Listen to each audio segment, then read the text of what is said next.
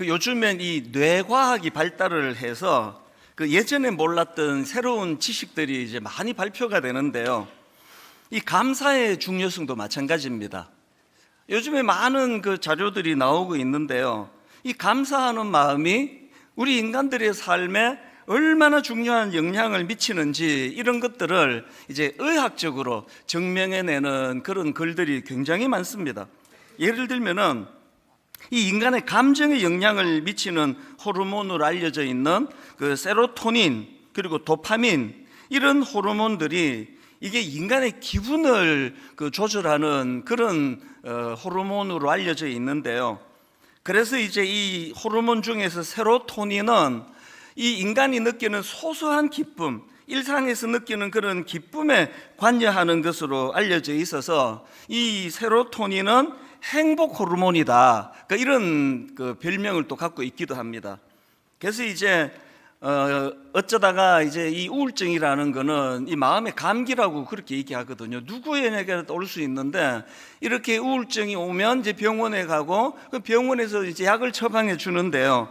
그때 처방해 주는 우울증 약이 그게 바로 이 세로토닌 호르몬의 수치를 올려주는 그런 약이라고 그렇게 알려져 있습니다.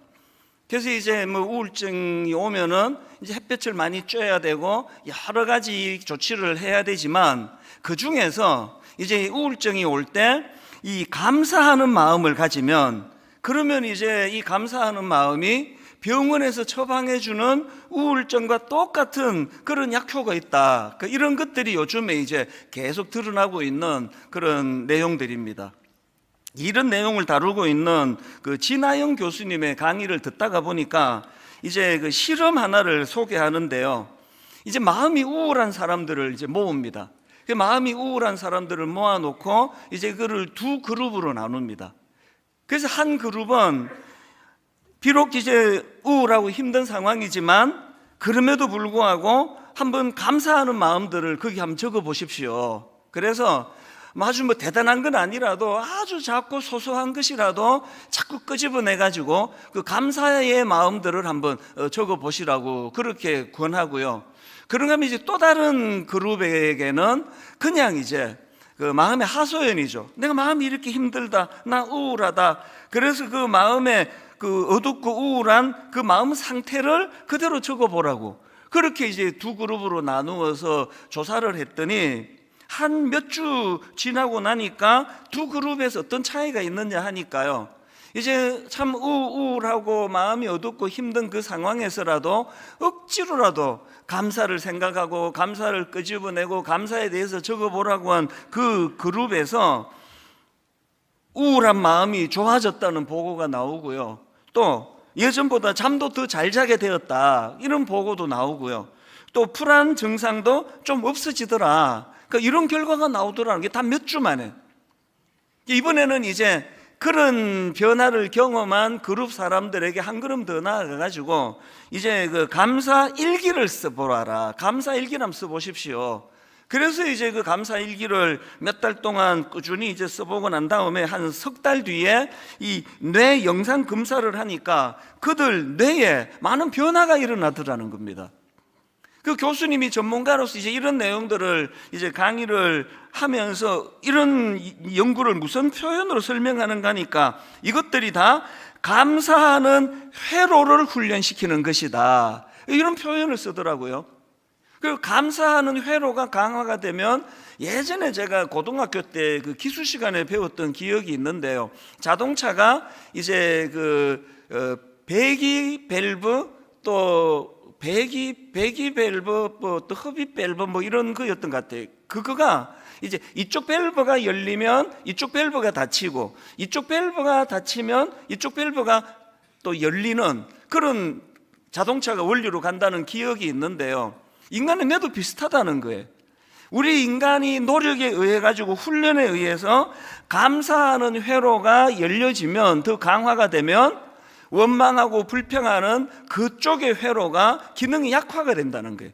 이 둘 중에 어느 쪽을 강화시키느냐 그게 그 사람의 행복과 굉장히 영향을 미친다 그런 얘기예요. 성경이 감사하라는 걸 얼마나 많이 강조합니까? 그건 우리 인간을 창조하신 하나님께서 우리가 어떻게 해야 행복해지는지를 아시기 때문이에요. 이 성경이 감사에 대해서 얼마나 많이 강조하는가, 제가 지난주 월요일에도요, 골로새서 3장 15절입니다. 그리스도의 평강이 너희 마음을 주장하게 하라. 너희는 평강을 위하여 한 몸으로 부르심을 받았나니 너희는 또한 감사하는 자가 되라. 지난 월요일이 이제 5월 첫날 아니었습니까? 5월 달이 가정의 달이기도 하지만 5월은 감사의 달이에요. 오늘 어린이들을 마음껏 축복하는 어린이 주일이 열려지는가 하면 다음 주일에 이제 어버이 주일이에요. 그리고 우리 어버이뿐만 아니라 참 우리 윗 어른들에 대하여 감사하고 공경하는 그런 시간을 가질 거고요. 또 그런가 하면은 스승의 주일이 또 있지 않습니까? 이 5월 한 달은 감사의 달이에요. 제가 이제 지난 월요일 날 새벽에 일어나서 이런 부분을 생각하면서 감사와 관련된 구절들을 읽다가 발견한 게 그게 바로 이 구절이거든요. 이 구절 속에 이렇게 나오는 거, 너희는 또한 감사하는 자가 되라. 너희는 또한 감사해라, 이게 아니고요, 감사하는 자가 되라는 거예요. 뭘 이야기합니까? 뇌과학자들의 이야기를 우리가 빌려서 설명을 드리자면, 그쪽의 회로가 계속 발달이 되고 그 회로가 계속 발달이 되면 나중에는요, 별거 아닌 거에도 감사가 계속 잘 흘러나오는 그런 사람이 된다는 거예요. 너희는 감사하는 자가 되라는 말씀은 감사하라가 더 발전된 개념의 말씀이라고 생각하거든요. 예수 잘 믿는 사람들은 감사하는 자로 감사의 뇌의 회로가 점점 더 많이 열려지고 발달하는 그런 성도님인 줄로 믿습니다. 그런가 하면은 디모데전서 4장 4절도 마찬가지입니다. 하나님께서 지으신 모든 것이 선함에, 그 다음 보십시오. 감사함으로 받으면 버릴 것이 없나니. 인생의 해석이라는 말씀을 계속 드리는 게 바로 이런 거거든요. 감사함으로 받으면 버릴 게 없다. 내 인생에서 나는 버릴 게 없다. 한번 우리 따라해서 한번 선포하시면 좋겠습니다. 한번 따라해 보시겠습니까? 감사함으로 받으면 버릴 것이 없나니. 여러분 인생이 이러면 얼마나 좋겠습니까? 어떤 경우라도 이 감사, 뇌의 감사 회로가 그것이 개발이 되고 발달이 돼가지고 항상 감사가 넘치는 삶. 그래서 유명한 데살로니가 전서 5장 18절에 보니까 범사에 감사하라. 이것이 그리스도 예수 안에서 너희를 향하신 하나님의 뜻이니라. 여러분 기억하셔야 됩니다. 하나님은요, 우리가 범사에 감사하기를, 그래서 우리가 감사하는 사람이 되기를 원하신다는 겁니다. 왜 원하실까요? 앞에서 말씀드렸잖아요. 우리를 창조하신 분이에요. 어떻게 사는 게 우리가 행복의 길로 가는지를 너무나 잘 아시기 때문에 범사, 뭡니까? 어떤 경우라도 항상 어떤 상황에 직면해도 감사하려고 애를 쓰는 그런 사람이 되라. 하나님이 이걸 원하신다. 사실 저는 설교하는 사람이니까요, 제가 이런 말씀들을 실천하려고 애를 좀 쓰는 편이에요. 지난 월요일도 그 일환으로 먼저 제가 하나님 말씀을 앞에 놓고 감사하는 자가 되려고 이제 새벽에 이런 생각을 했습니다. 이제 5월 감사의 달이 되었는데 분당 우리 교회를 개척한 이후로 저에게 감사했던 분들을 떠올리기 시작했어요. 한 분 한 분 떠올리고 또 메모하고 이러면서 얼마나 마음에 기쁨이 넘치는지 몰랐습니다. 예를 들면 딱 한 가지만 예를 들면 이런 겁니다. 송림중고등학교 우리 이사장님과 또 우리 관계자분들, 만약에 송림중고등학교에서 이 공간을 안 빌려주셨으면 오늘날 분당 우리 교회는 없습니다. 70평짜리 엘리베이터도 없는 걸어서 올라가는 4층 상가를 얻었는데 그 조그마한 공간에서 어떻게 이런 성도님들을 다 모실 수 있겠냐고요. 그럼 너무 감사한 겁니다. 그리고 또 이제 개척을 하고 어느 순간에 교회가 확 성장을 해서 숫자적으로 막 엄청 늘어났는데 저는 그게 너무 감사하기도 했지만 두려웠습니다. 왜? 제가 제 그릇을 아니까요. 그랬을 때 제가 지난 월요일 날 너무나 감사했던 게 탈무드에 이런 글을 제가 읽은 적이 있거든요. 거인은요, 그 존재가 큰 게 아니래요. 그 존재가 큰 사람이 거인이 아니고 자기를 위하여 기꺼이 어깨를 빌려주는 사람을 만난 사람, 그 사람이 거인이래요. 월요일 날 이 대목이 저에게 막 너무너무 감사가 넘치게 했거든요. 저야말로 그 케이스 아닙니까? 너무나 수많은 고마운 이 초라하고 보잘것없는 평범한 저를 위하여 어깨를 빌려준 우리 수많은 교역자들, 우리 장로님들, 수많은 성도님들 기다려주고 참아주면서 그렇게 어깨를 빌려줬기 때문에 오늘 이 자리까지 제가 쫓겨나지도 않고 오늘 되게 설교할 수 있는 거 아닙니까? 그래서 월요일날 이런 생각 저런 생각을 하다가 보니까 마음에 막 감사가 확 이렇게 밀려와서 너무너무 행복했거든요. 여러분, 그 담임 목사가 양심이 있지, 이런 행복을 나만 누리면 되겠습니까? 그래서 제가 결심을 한 겁니다. 이거 같이 나눠야 되겠다. 5월 한 달, 저는 뭐 가정의 달인 건 다 아실 거고요. 분당 우리 교회 차원에서 5월 한 달을 감사의 달로 선포합니다. 감사의 달이 되기를 원합니다. 이제 5월 한 달 동안 스승의 날 이런 때 참 초등학교 선생님 살아만 계시다면 찾아뵙고 식사도 대접하고, 제가 송림 중고등학교 이사장님께 주중에 전화를 드려서 제가 이제 오는 주일을 찾아뵙겠다고, 주중에 찾아뵙고 인사를 드리겠다고 좋은 과일하고 좋은 거 준비해서 가려고 그래요. 감사가 넘치는 달, 생각만으로도 좋지 않습니까? 그래서 여러분, 이 5월 한 달이 우리 내면에 진짜 감사가 넘치는 달이 되기 위해서 먼저 하셔야 되는 게요, 여러분 그 책꽂이에 꽂아두었던 감사 노트 다 꺼내세요. 먼지 툭툭 털고 안 쓰셔가지고. 그래서 여러분이 감사 노트를 다시 우리가 쓰기를 원하는데요, 제가 여기 이 책 그 감사 노트 맨 그 서론에 써놓은 글 하나를 여러분께 상기시켜 드리기 원합니다.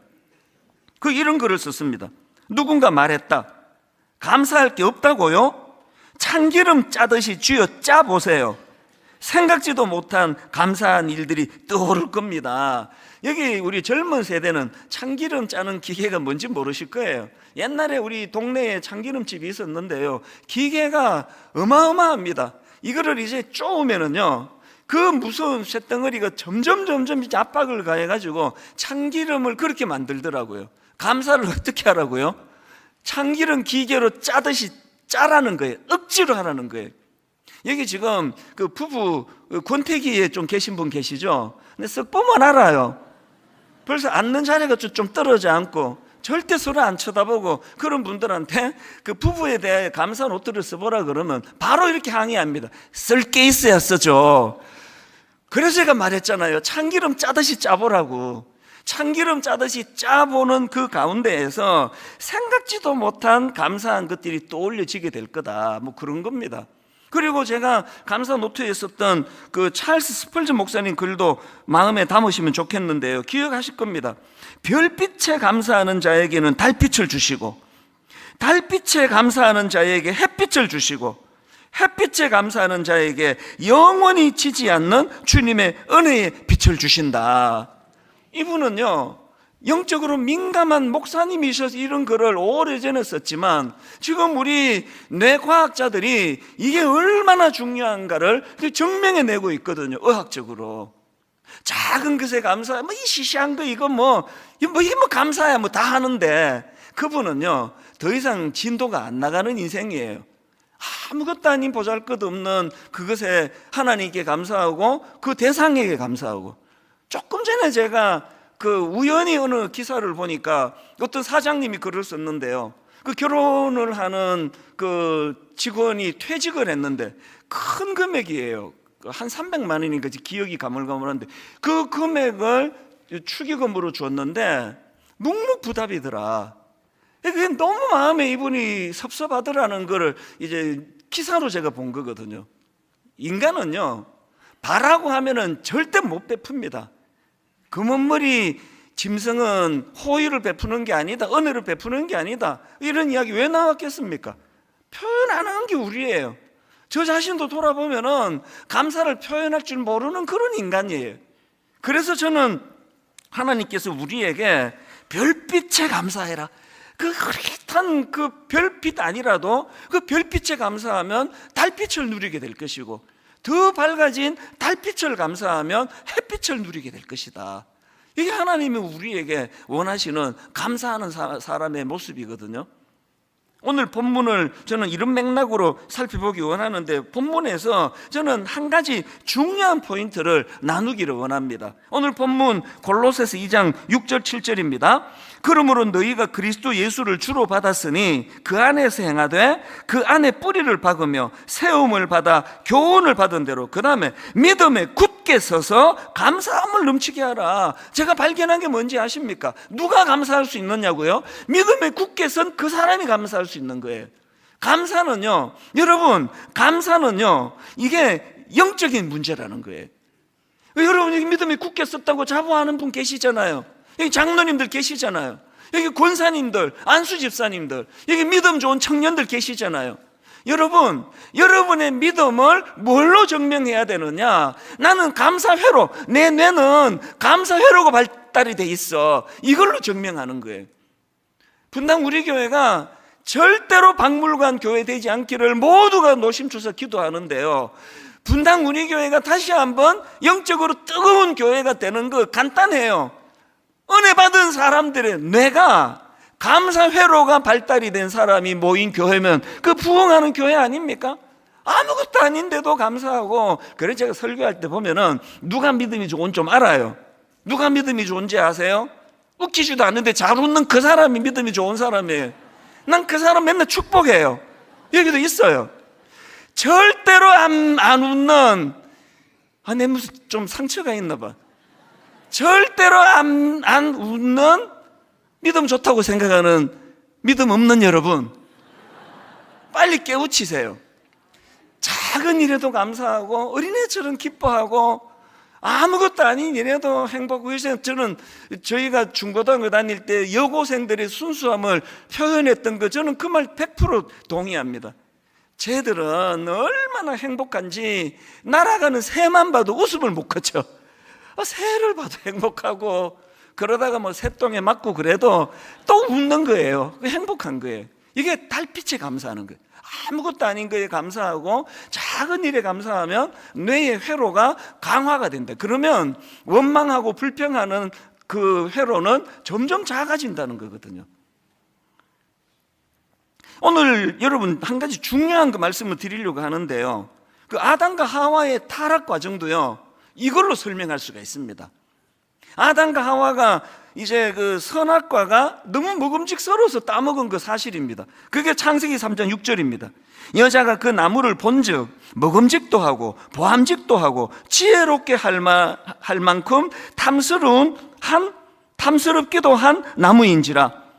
여자가 그 열매를 따먹고 자기와 함께 있는 남편에게도 주매 그도 먹은지라. 그래서 설교할 때 그 선악과가 너무나 먹음직스럽기 때문에 금지된 그 나무를 따먹어서 타락했다, 그 설명은 한편은 맞아요. 그러나 또 한편은 이게 적절하지 않습니다. 왜 그런지 아십니까?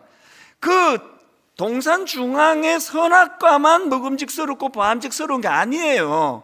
자, 증명해 드릴게요. 창세기 2장 9절을 보십시오.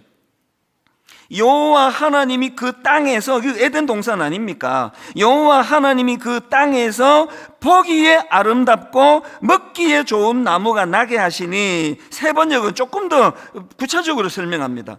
주 하나님은 보기에 아름답고 먹기에 좋은 열매를 맺는 온갖 나무를 땅에서 자라게 하시고. 제가 이번에 세상 깨달은 게 뭔가 하면은요, 그 아담과 하와가 먹음직스럽고 보암직스러워서 따먹은 선악과만 그런 게 아니고요, 하나님이 만든 모든 것들이 다 먹음직스러웠어요.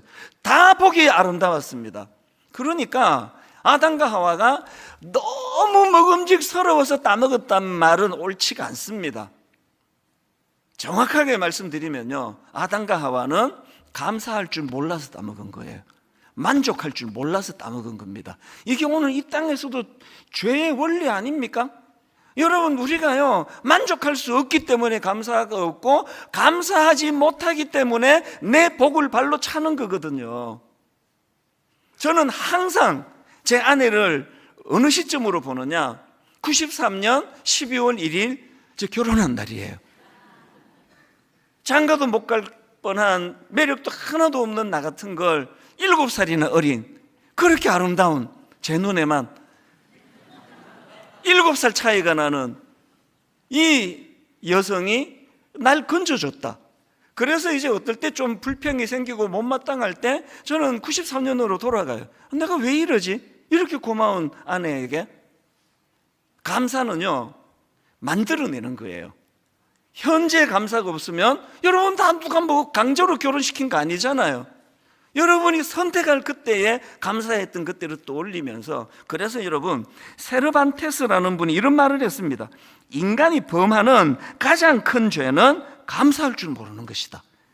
인간이 범하는 가장 큰 죄는 감사할 줄 모르는 것이다. 지옥은 배은망덕한 무리들로 가득 차 있다. 이거를 제가 읽으면서 십자가 예수 그리스도의 은혜가 아니면 전 반드시 지옥 갈 수밖에 없겠구나. 은혜로 구원받는 거거든요. 여러분, 우리가 하나님 앞에서 우리 지난 세월을 돌아보면서 잣대로 세워야 될 속담이 하나 더 있습니다. 서양 속담에 이런 말이 있습니다. 행복은 감사의 문으로 들어와서 불평의 문으로 나간다. 신혼 때 다 행복했잖아요. 누가 불행했냐고, 신혼 때. 그때 감사했거든. 미숙하고 맨날 그 아침 밥상 늦게 차려가지고 서툴러가지고 회사 지각해 만들고, 우리 집 얘기 아닙니다. 어떤 경우라도 사랑스럽고 이쁘고 감사하고 그랬던 때가 있었잖아요. 그래서 행복했잖아요. 왜 없어졌습니까? 다시 읽어드릴게요. 행복은 언제나 감사의 문으로 들어와서 불평의 문으로 나간다. 여러분, 가정의 행복을 원하시면요, 불평의 문을 닫으시기 바랍니다. 불평의 문을 닫으려면 어떻게 해야 된다고요? 뇌 회로에 감사 회로를 활성화시키면 불평과 원망의 회로가 약화된다는 사실을, 뇌과학자들의 이 의학적인 연구를 우리는 수용하면 되는 겁니다. 감사할 게 없다고요? 그래서 이거 드는 거예요. 오늘부터 다시 드세요. 없으면 여러분 뭐 그냥 노트 하나 가지고 쓰시면 돼요. 쓰세요. 참기름 짜듯이, 쥐어 짜듯이 그렇게 해 나가면은 그 감사 회로가 자꾸 내 안에서 활성화된다. 그래서 여러분, 구약의 인물 다니엘을 보십시오. 다니엘의 유명한 다니엘 6장 10절 다 아시죠? 다니엘이 조수의 왕의 도장이 찍힌 것을 알고도 자기 집에 돌아가서는 윗방에 올라가 예루살렘으로 향한 창문을 열고 전에 하던 대로 하루 3번씩 무릎을 꿇고, 그 다음 보세요, 기도하며 그의 하나님께 뭐 했습니까? 감사했습니다. 지금 포로로 끌려와 있습니다. 어떻게 살아보겠다고 그렇게 지금 애를 쓰고 있는데 정적들이 지금 죽이려고 지금 혈안이 돼 있는 상황이에요. 뭐가 그렇게 감사하겠냐고요? 뭐가 그렇게 그 하루에 3번씩이나 감사할 거리가 있었겠냐고요? 다니엘은 우리 표현으로 말하면 감사 회로가 발달이 돼 있는 거예요. 하루 3번 참기름 쥐어 짜듯이 감사를 짜낸 게 그게 다니엘이에요. 그리고 하나님은 이런 인물을 그 어두운 시대에 지도자로 쓰신 거 아닙니까? 여러분 아들, 여러분 딸 잘 쓰이기를 바라신다면 어릴 때부터 감사 회로를 개발시켜 줘야 된다는 겁니다. 이 정신으로 감사 노트를 활용하시고요. 그런가 하면은 이제 5월 달이 진정한 감사의 달이 되기 위해서 뭘 회복해야 되느냐? 가정 예배를 회복하셔야 됩니다. 이번에 이 한 구절 묵상 팀이 참 좋은 걸 하나 개발을 했습니다. 가정 예배예요. 오늘 5월 7일자를 보면은 한 구절 가정 예배가 창세기 41장 45절부터 내용들을 여기서 담고 있는데요. 우리 교회 주일학교에서 굉장히 잘하고 있는 게 어묵이에요. 어묵. 오뎅 이런 거 아니고요. 어린이 묵상. 그게 어묵입니다. 그게 지금 우리 교회에서 어린 꼬맹이부터 초등학교, 중고등학교, 대학 청년부, 우리 기성세대 모두가 한 구절 묵상으로 한 본문을 같이 묵상을 해요. 그리고는 일주일에 하루, 오늘 오후, 오늘 저녁 가족이 다 모여서 가정 예배를 드리는데요, 한 본문을 읽고요, 여기에 이런 파트가 있습니다. 한 구절 말씀 나눔, 그 다음에 온 가족 감사 나눔을 넣었어요. 온 가족이 이 감사 노트를 활용해도 되고 이거를 활용해서 감사를 나누는 가정 예배를 드리자는 거예요. 이것 가지고 제가 고백할 게 하나 있습니다. 너무너무 부끄러운 고백인데요, 우리 집의 아이들은 제가 가정 예배 드리자 그러면 애들이 다 갑자기 우울해져요. 막 그렇게 재밌게 잘 놀다가 예배 드리자 그러면 애들이 엄청 우울해져요. 왜 그런지 아십니까? 제가 참 나빴어요. 가정 예배를 얘들 야단치는 시간으로 썼거든요. 예배 드리자 하고는 교훈이라는 이름 아래에서 너는 목사들이 그래갖고 안 되지, 왜 그렇게 하니? 너 목사딸이 그러면 돼? 이런 시간으로만 제가 가정 예배를 쓴 거예요. 제가 공개적으로 제가 아이들한테 너무 미안하고 사과하고 싶어요. 이 아이들 머릿속에 어쩌다가 내가 목사집에 태어났느냐고. 내가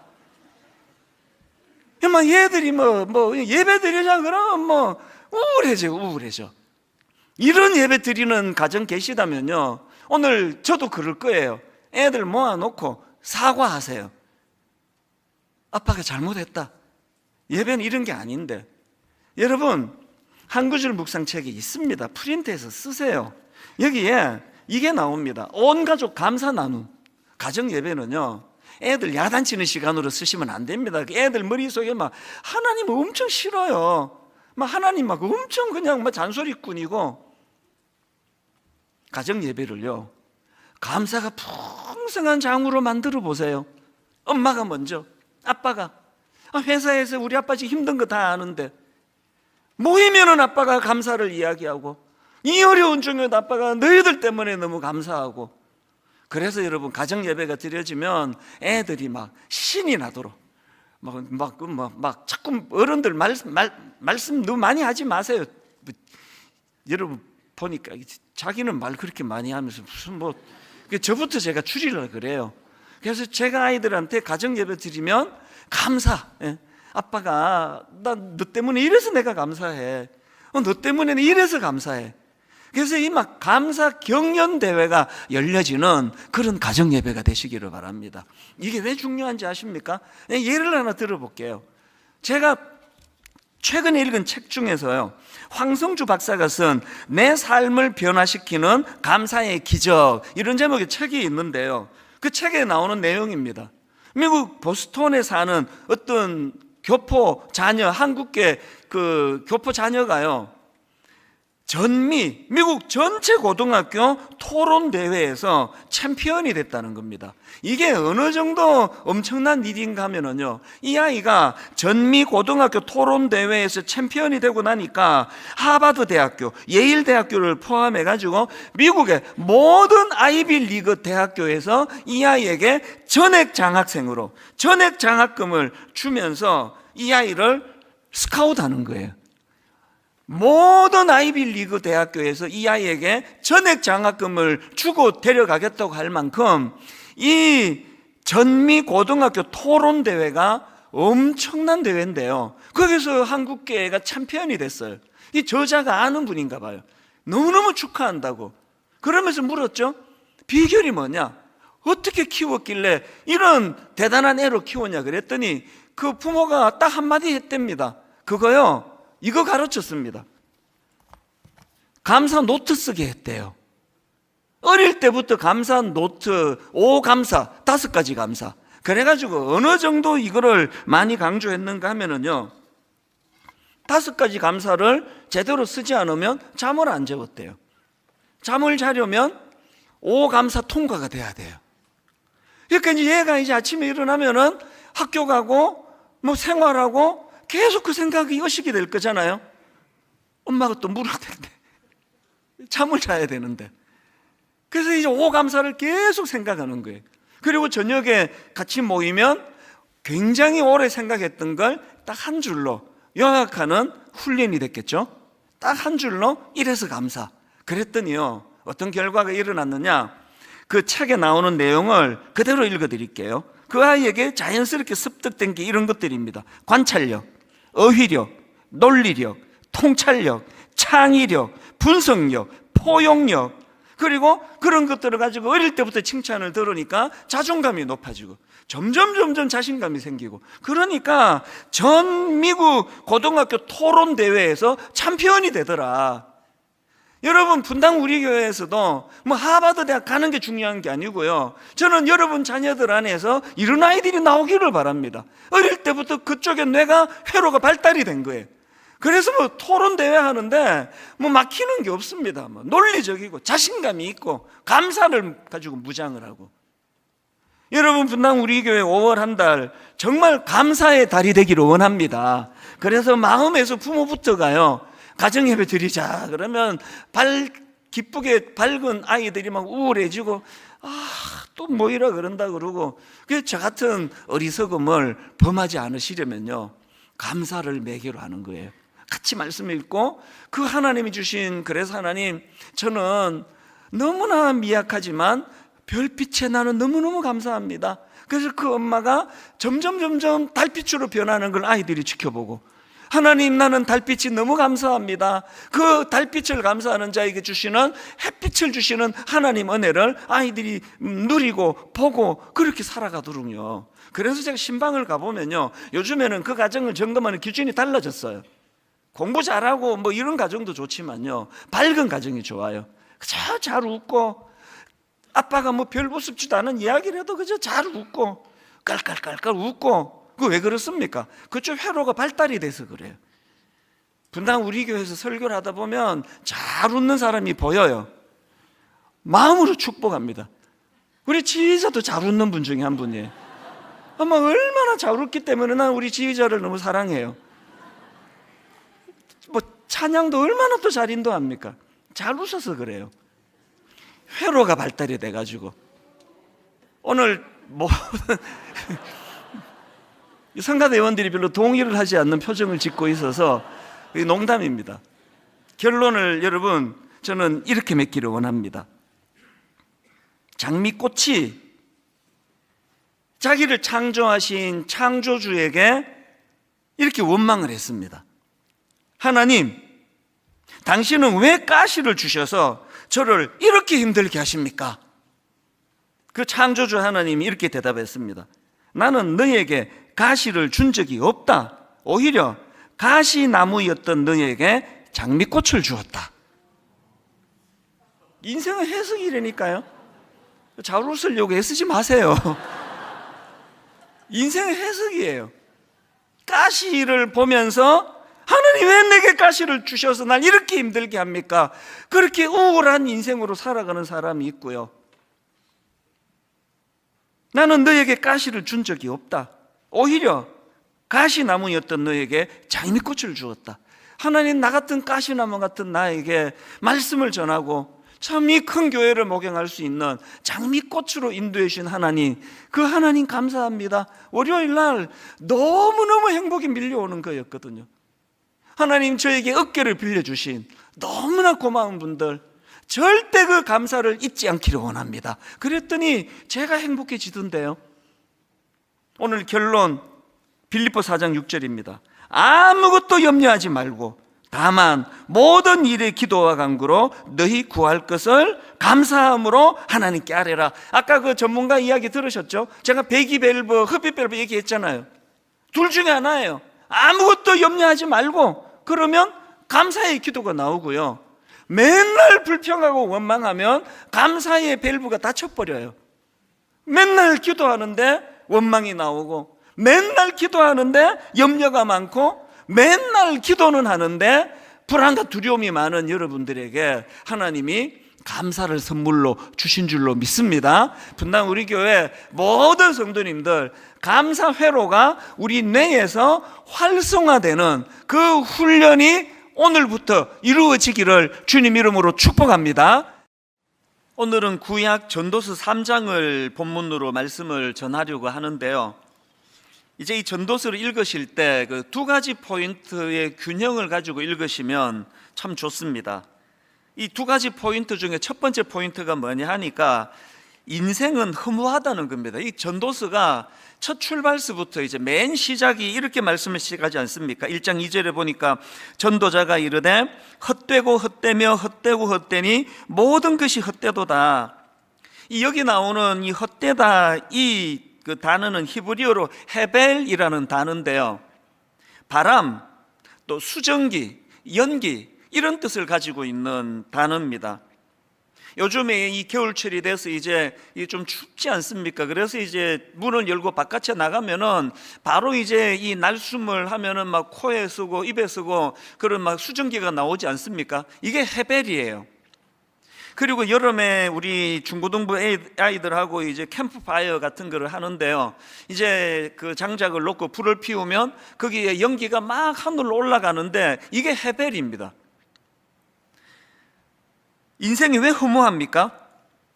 인생은 너무나 일시적이고 찰나적일 뿐만 아니라 또 이 간직하고 싶은 소중한 순간들이 얼마나 많습니까? 갓 결혼을 하고 그 신혼부부의 그 기쁨이 막 영원히 계속되기를 바라는데 조금만 지나면은 이게 모래 움켜쥐은 것처럼 다 빠져나가 버립니다. 첫 애를 낳고 그 끓인 아기의 기쁨을 막 평생 간직하고 싶은데 조금만 지나면은 다 바뀌고 다 변하는 거 아닙니까? 그래서 이 인생이라는 것은 이 헤벨, 그 수증기 같고 연기 같고 바람 같아서 그래서 참 이게 허무하다. 이걸 강조하는 게 전도서의 첫 번째 포인트고요. 그런가 하면은 전도서는 그것만 강조하는 거 아닙니다. 두 번째 포인트가 있는데요. 이렇게 허무한 것이 인생이지만 그러나 그럼에도 불구하고 이 인생을 하나님께서 주신 선물로 받고 그 삶을 즐거워해야 한다. 이게 두 번째 포인트입니다. 워렌 위어스비가 쓴 책에서 이 전도서와 관련된 글을 읽었는데 전도서를 압축해 놓은 것 같습니다. 한번 들어보십시오. 삶은 어려움과 당황스러운 것으로 가득 차 있다. 그리고 삶에는 아무도 이해할 수 없고 통제할 수 없는 많은 일들이 있다.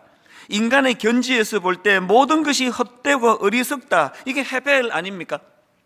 근데 그걸 끝나지 않습니다. 그 다음 보니까 그러나 삶은 하나님이 우리에게 주신 선물이다. 그분은 우리가 삶을 누리기 원하며 그분의 영광을 위해 삶을 사용하기를 원하신다. 이번에 제가 전도서를 다시 공부하면서 이 두 가지 이 축을 가지고 말씀을 묵상하다가 보니까요, 이 우리 인생에 너무나 중요한 인생 숙제가 하나 있었구나. 여러분, 저와 여러분에게 평생을 걸고 해야 될 숙제가 있습니다. 그 숙제가 뭘까요? 이렇게 안개처럼 찰나적인 인생, 그뿐만입니까? 도대체 알 수 없는 수수께끼 같은 인생 아닙니까? 살면 살수록 정말 수수께끼 같은 인생인데 이런 인생이 우리에게 주어졌지만 그러나 우리가 할 숙제가 뭡니까? 우리 남은 삶을 하나님께서 주신 선물처럼 여기고 이 삶을 소중히 그리고 즐거워하면서 누리면서 그렇게 살아가야 될 숙제가 우리에게 주어져 있다는 겁니다. 저는 늘 그런 말씀을 드리지만요, 제가 분당 우리 교회 담임 목사로서 지상 최대의 숙제가 있다면 제가 이 교회 담임 목사이기 때문에 제가 행복해지는 거예요. 중요한 조건은 주님 안에서의 행복. 그러니까 이런 생각을 하다가 보니까 그 이혜인 시인의 작은 기쁨, 이런 제목의 시가 있는데요, 지난주에 이 시를 쭉 읽으면서 그 참 머리가 끄덕끄덕거려지더라고요. 자, 시를 한번 들어보세요. 사랑의 먼 길을 가려면 작은 기쁨들과 친해야 하네. 이 첫 줄이 제게 너무 와닿았습니다. 여러분, 먼 인생의 여정길을 우리가 지금 달려가고 있는데요, 이 사랑의 먼 길을 가려면 작은 기쁨들과 친해야 하네. 아침에 눈을 뜨면 작은 기쁨을 부르고 밤에 눈을 감으며 작은 기쁨을 부르고 자꾸만 부르다 보니 작은 기쁨들은 이제 큰 빛이 되어 나의 내면을 밝히고 커다란 강물이 되어 내 혼을 적시네. 내 일생 동안 작은 기쁨이 지어준 비단 옷을 차려입고 어디든지 가고 싶어, 누구라도 만나고 싶어, 고맙다고 말하면서 즐겁다고 말하면서 자꾸만 웃어야지. 저는 이 맨 앞에 나오는 사랑의 먼 길을 가려면 작은 기쁨들과 친해야 하네, 이 대목하고요, 중간쯤에 나오는 내 일생 동안 작은 기쁨이 지어준 비단 옷을 차려입고, 막 인생 한 방이다 이런 말하는 거, 그거 절대로 들으시면 안 됩니다. 그건 속임수예요. 인생은요, 일생 동안 작은 기쁨이 지어준 비단 옷을 차려입고, 여러분 지금 그 비단 옷을 다 입고 계시네요. 참 인생은 혼미하고 안개와 같고, 그리고 또 이 인생이라는 건 수수께끼처럼 풀 수 없는 많은 것들로 이루어져 있지만, 우리가 가진 숙제가 뭐라고요? 그럼에도 불구하고 이 인생을, 하나밖에 없는 이 인생을 하나님이 주신 선물처럼 생각하고 이것을 소중히 여기고 이것을 기쁨 가운데 누리도록 하는 거, 이게 저와 여러분 남은 인생에 죽을 때까지 해야 되는 숙제라는 걸 기억하시기를 바랍니다. 그래서 이제 이런 생각을 마음에 담고 우리가 어떻게 하면은 이제 정말 이 하나님의 선물 같은 그런 아름다운 인생을 살아갈 수 있을까, 그런 생각을 하다고는 본문에서 우리 인생의 숙제 두 가지를 함께 나누려고 하는데요. 첫 번째 숙제가 뭐냐? 하나님을 인식하고 하나님께 승복하는 이 훈련, 이 숙제를 계속해 나가야 됩니다. 그래야 우리 인생이 너무나 아름다워질 수 있다는 겁니다. 자, 여러분 오늘 이 본문의 흐름을 한번 보세요. 3장 1절에서 먼저 큰 전제를 제시합니다. 범사에 기한이 있고 천하 만사가 다 때가 있나니, 이거 전제예요. 큰 전제가 있고, 그리고 이제 2절부터 8절까지 해서 무려 14쌍의 사례를 제시합니다. 어떤 사례인지 2절 3절만 읽어드릴게요. 날 때가 있고 죽을 때가 있으며, 심을 때가 있고 심은 것을 뽑을 때가 있으며, 죽일 때가 있고 치료할 때가 있으며, 헐 때가 있고 세울 때가 있으며, 이렇게 무려 14쌍의 사례를 제시하고는, 그리고는 11절에 가서 하나님이 모든 것을 지으시되 때를 따라 아름답게 하셨고, 여러분이 흐름을 아시겠죠? 1절에서의 전제가 뭐라 그랬습니까? 범사에 기한이 있고 천하 만사가 다 때가 있다. 그런데 11절에서 그것들이 우연히 일어나는 것이 아니라 하나님의 섭리 가운데에 이것이 진행되는 것이다. 이런 말씀들을 우리가 묵상을 하면서, 여러분 인생은요, 내버려두면 무질서예요. 그 항목들을 보세요. 뭐 기쁜 일이 있었다가 또 울 일이 있었다가 또 금방 좋아졌다가 금방 낙심했다가 막 이 뒤엉켜 있는 게 인생입니다. 그런데 이런 혼미한 우리 인생에 하나님을 개입시키고 나면, 하나님을 인식하고 나면 하나님이 이 무질서한 것들을 정리를 시켜주세요. 콤파스 이야기를 가끔씩 드리지 않습니까? 여러분, 콤파스를 가지고 원을 그리면 너무나 질서정연하게 아름다운 선이 나옵니다. 그 인생의 콤파스 역할을 하시는 분이 하나님이시라는 겁니다. 그런가 하면 또 한 가지, 제가 2절부터 8절까지 반복되는 14상을 보다가 참 흥미로운 생각이 들었는데요, 이 굉장히 재밌는 게 뭐냐, 이 쌍이요, 하나는 내가 바라는 거, 일어났으면 기대되는 거고요, 하나는 내가 바라지 않는 거, 이건 내 인생에 안 일어났으면 좋겠는 거, 이 둘이 짝을 이루면서 쌍을 이루더라는 겁니다. 예를 들어 4절입니다. 울 때가 있고 웃을 때가 있으며, 슬퍼할 때가 있고 춤출 때가 있으며. 우리 모두는 다 웃기를 원해요. 그런데 울 때와 웃을 때를 한 세트로 묶어 놓는데 보니까 우는 게 먼저네요. 여러분, 우리는 모두 다 기쁨의 춤을 추기를 원합니다. 누가 슬퍼하기를 원하느냐고요. 근데 이게 또 슬퍼하는 게 먼저 나오네요. 이렇게 내가 원하는 거, 내가 원하지 않는 거, 이것들이 뒤섞여 있는 것이 인생이라는 겁니다. 그런데 여기서 중요한 게 뭐냐, 이렇게 내가 원하는 거와 원하지 않는 거, 내가 기뻐하는 거와 슬퍼하는 게 뒤섞여 있지만 11절, 이 무게중심을 달리해서 다시 읽어드릴게요. 하나님이 모든 것을 지으시되 때를 따라 아름답게 하셨고, 하나님을 인식하고 하나님을 내 인생에 개입을 하면은 너무나 놀라운 게 뭐냐, 13절, 사람마다 먹고 마시는 것과 수고함으로 낙을 누리는 그것이 하나님의 선물인 줄도 또한 알았도다. 뭘 내가 깨달았을까요? 인생에서 내가 그토록 원하는 막 기쁨이 넘치는 그것만이 선물의 재료가 아니고요, 날 너무나 우울하게 하고 날 너무나 힘들게 하는 그런 것조차도 하나님의 선물 같은 즐겁고 기쁨을 사는 삶에 이게 재료가 되더라는 것입니다. 그게 하나님을 인식하는 사람이 가지는 특징이라는 겁니다. 최근에요, 너무나 아름다운 인종 예배를 저는 정말 가슴 설레게 보았는데요, 그 돌아가신 어른은 캐나다에서 목회하시던 조영택 목사님이신데, 이제 국제 코스타에서 함께 이제 목사님을 뵙기도 하고 또 그 자녀들을 제가 알기 때문에 저도 이 목사님을 조금 아는데요, 이 우리나라 연세로 85세 되신 이 어른이 최근에 돌아가셨어요. 그런데 그 임종 예배가 너무나 아름다웠습니다. 이 어른이 이제 오늘 아침에 돌아가셨다고 하면 어제 저녁에 온 자녀 손들이 다 모여가지고, 그리고 먼 지역에 있는 분들은 이제 그 줌이라는 이 도구를 가지고 같이 참여하는데요, 얼마나 아름답게 찬양을 또 오래 하는지 계속 그 아버지는 한가운데 침대에 누워 계시고, 그리고 이제 사모님과 자녀 손들이 함께 그 찬양이 정말 막 너무 가슴 벅차게 아름다운 찬양을 그렇게 여러 곡을 부르더니, 또 이제 각자 돌아가면서 참 하나님 앞에 준비된 말씀을 이제 같이 낭독을 하고요, 그리고 나서는 이제 이런 부탁을 아버지께 드리는 겁니다. 아버지, 우리 자녀들에게 주실 말씀이 있으면 주세요. 그렇게 말씀을 드리니까요, 이제 내일 하나님이 불러가시는 마지막 날 저녁에 그 시간에 예배 가운데 이 아버지가 정말 마지막 유언과 같은 이런 말씀을 남기는데요, 제가 마음이 너무 설렜습니다. 제일 첫 번째로 이 아버지가 주시는 말씀이 이겁니다.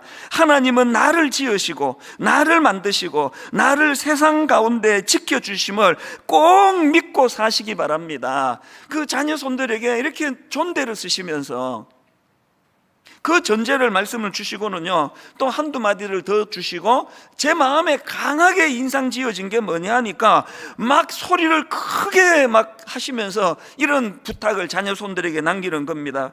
내가 대장 되려고 하지 맙시다. 내가 대장이 아닙니다. 하나님이 대장이십니다. 대장 노릇 하지 맙시다. 이걸 계속 반복해서 말씀하시는 겁니다. 그 예배가 저에게 너무나 인상적이어 가지고요, 그 목사님의 따님을 제가 알거든요. 여러분도 아실 거예요. 나를 지으신 네가 하나님, 이 찬양을 작사한 분이 그분 따님이세요. 그 조은아 교수님에게 제가 이메일을 보냈습니다. 너무나 아름다운 예배를 제가 드렸는데, 그리고 나서 제가 그 감동으로 이제 메일을 드렸더니 그 조은아 교수가 저한테 답이 왔는데요, 내용 중에 아버지가 남겨주신 말씀들을 몇 가지를 나눕니다. 그러면서 이제 쭉 아버지가 남긴 그 몇 가지를 기록했는데, 역시 이 내용이 들어가더라고요. 나는 평생토록 하나님의 주권을 인정했고 믿었고 온 힘을 다해 하나님께 순종했다. 이게 이 목사님의 그 마음의 중심 아닙니까? 그리고 그 다음 들어보세요. 온전한 회복은 하나님께 돌아갈 때 이루어진다. 서로 세워주며 끝까지 사랑하며 살자. 이게 목사님이 남겨주신 말씀이에요. 그리고 또 사모님께서 전해주시는 말씀에 이런 내용이 있는 겁니다. 이제 막 정신이 혼미하시던 이 목사님이 예배가 시작이 되니까 갑자기 두 손을 높이 들고, 주님, 저는 행복합니다. 그러시고는 이제 더 할 것이 없지, 이제 이 땅에서는 이제는 더 할 것이 없지, 이런 말씀을 하신 뒤에 편안하게 그렇게 삶을 마무리하셨다는 그 내용의 글을 제가 읽으면서 너무 부러운 겁니다. 그래서 소원이 생겼어요. 하나님, 제 마지막이 이 목사님처럼 되기를 원합니다. 살아계실 때는 캐나다에서 늘 그 젊은이들한테 이 마음이 있으셔가지고요, 열정을 다해 젊은이들에게 꿈을 심어주는 일을 행하시고, 이 땅에서의 역할이 다 끝나시니까 아무 미련 없이 아무 욕심 없이 아니 세상에 한 인생의 마지막이 두 손 높이 들고 주님 저는 행복합니다. 이제 더 할 게 없지.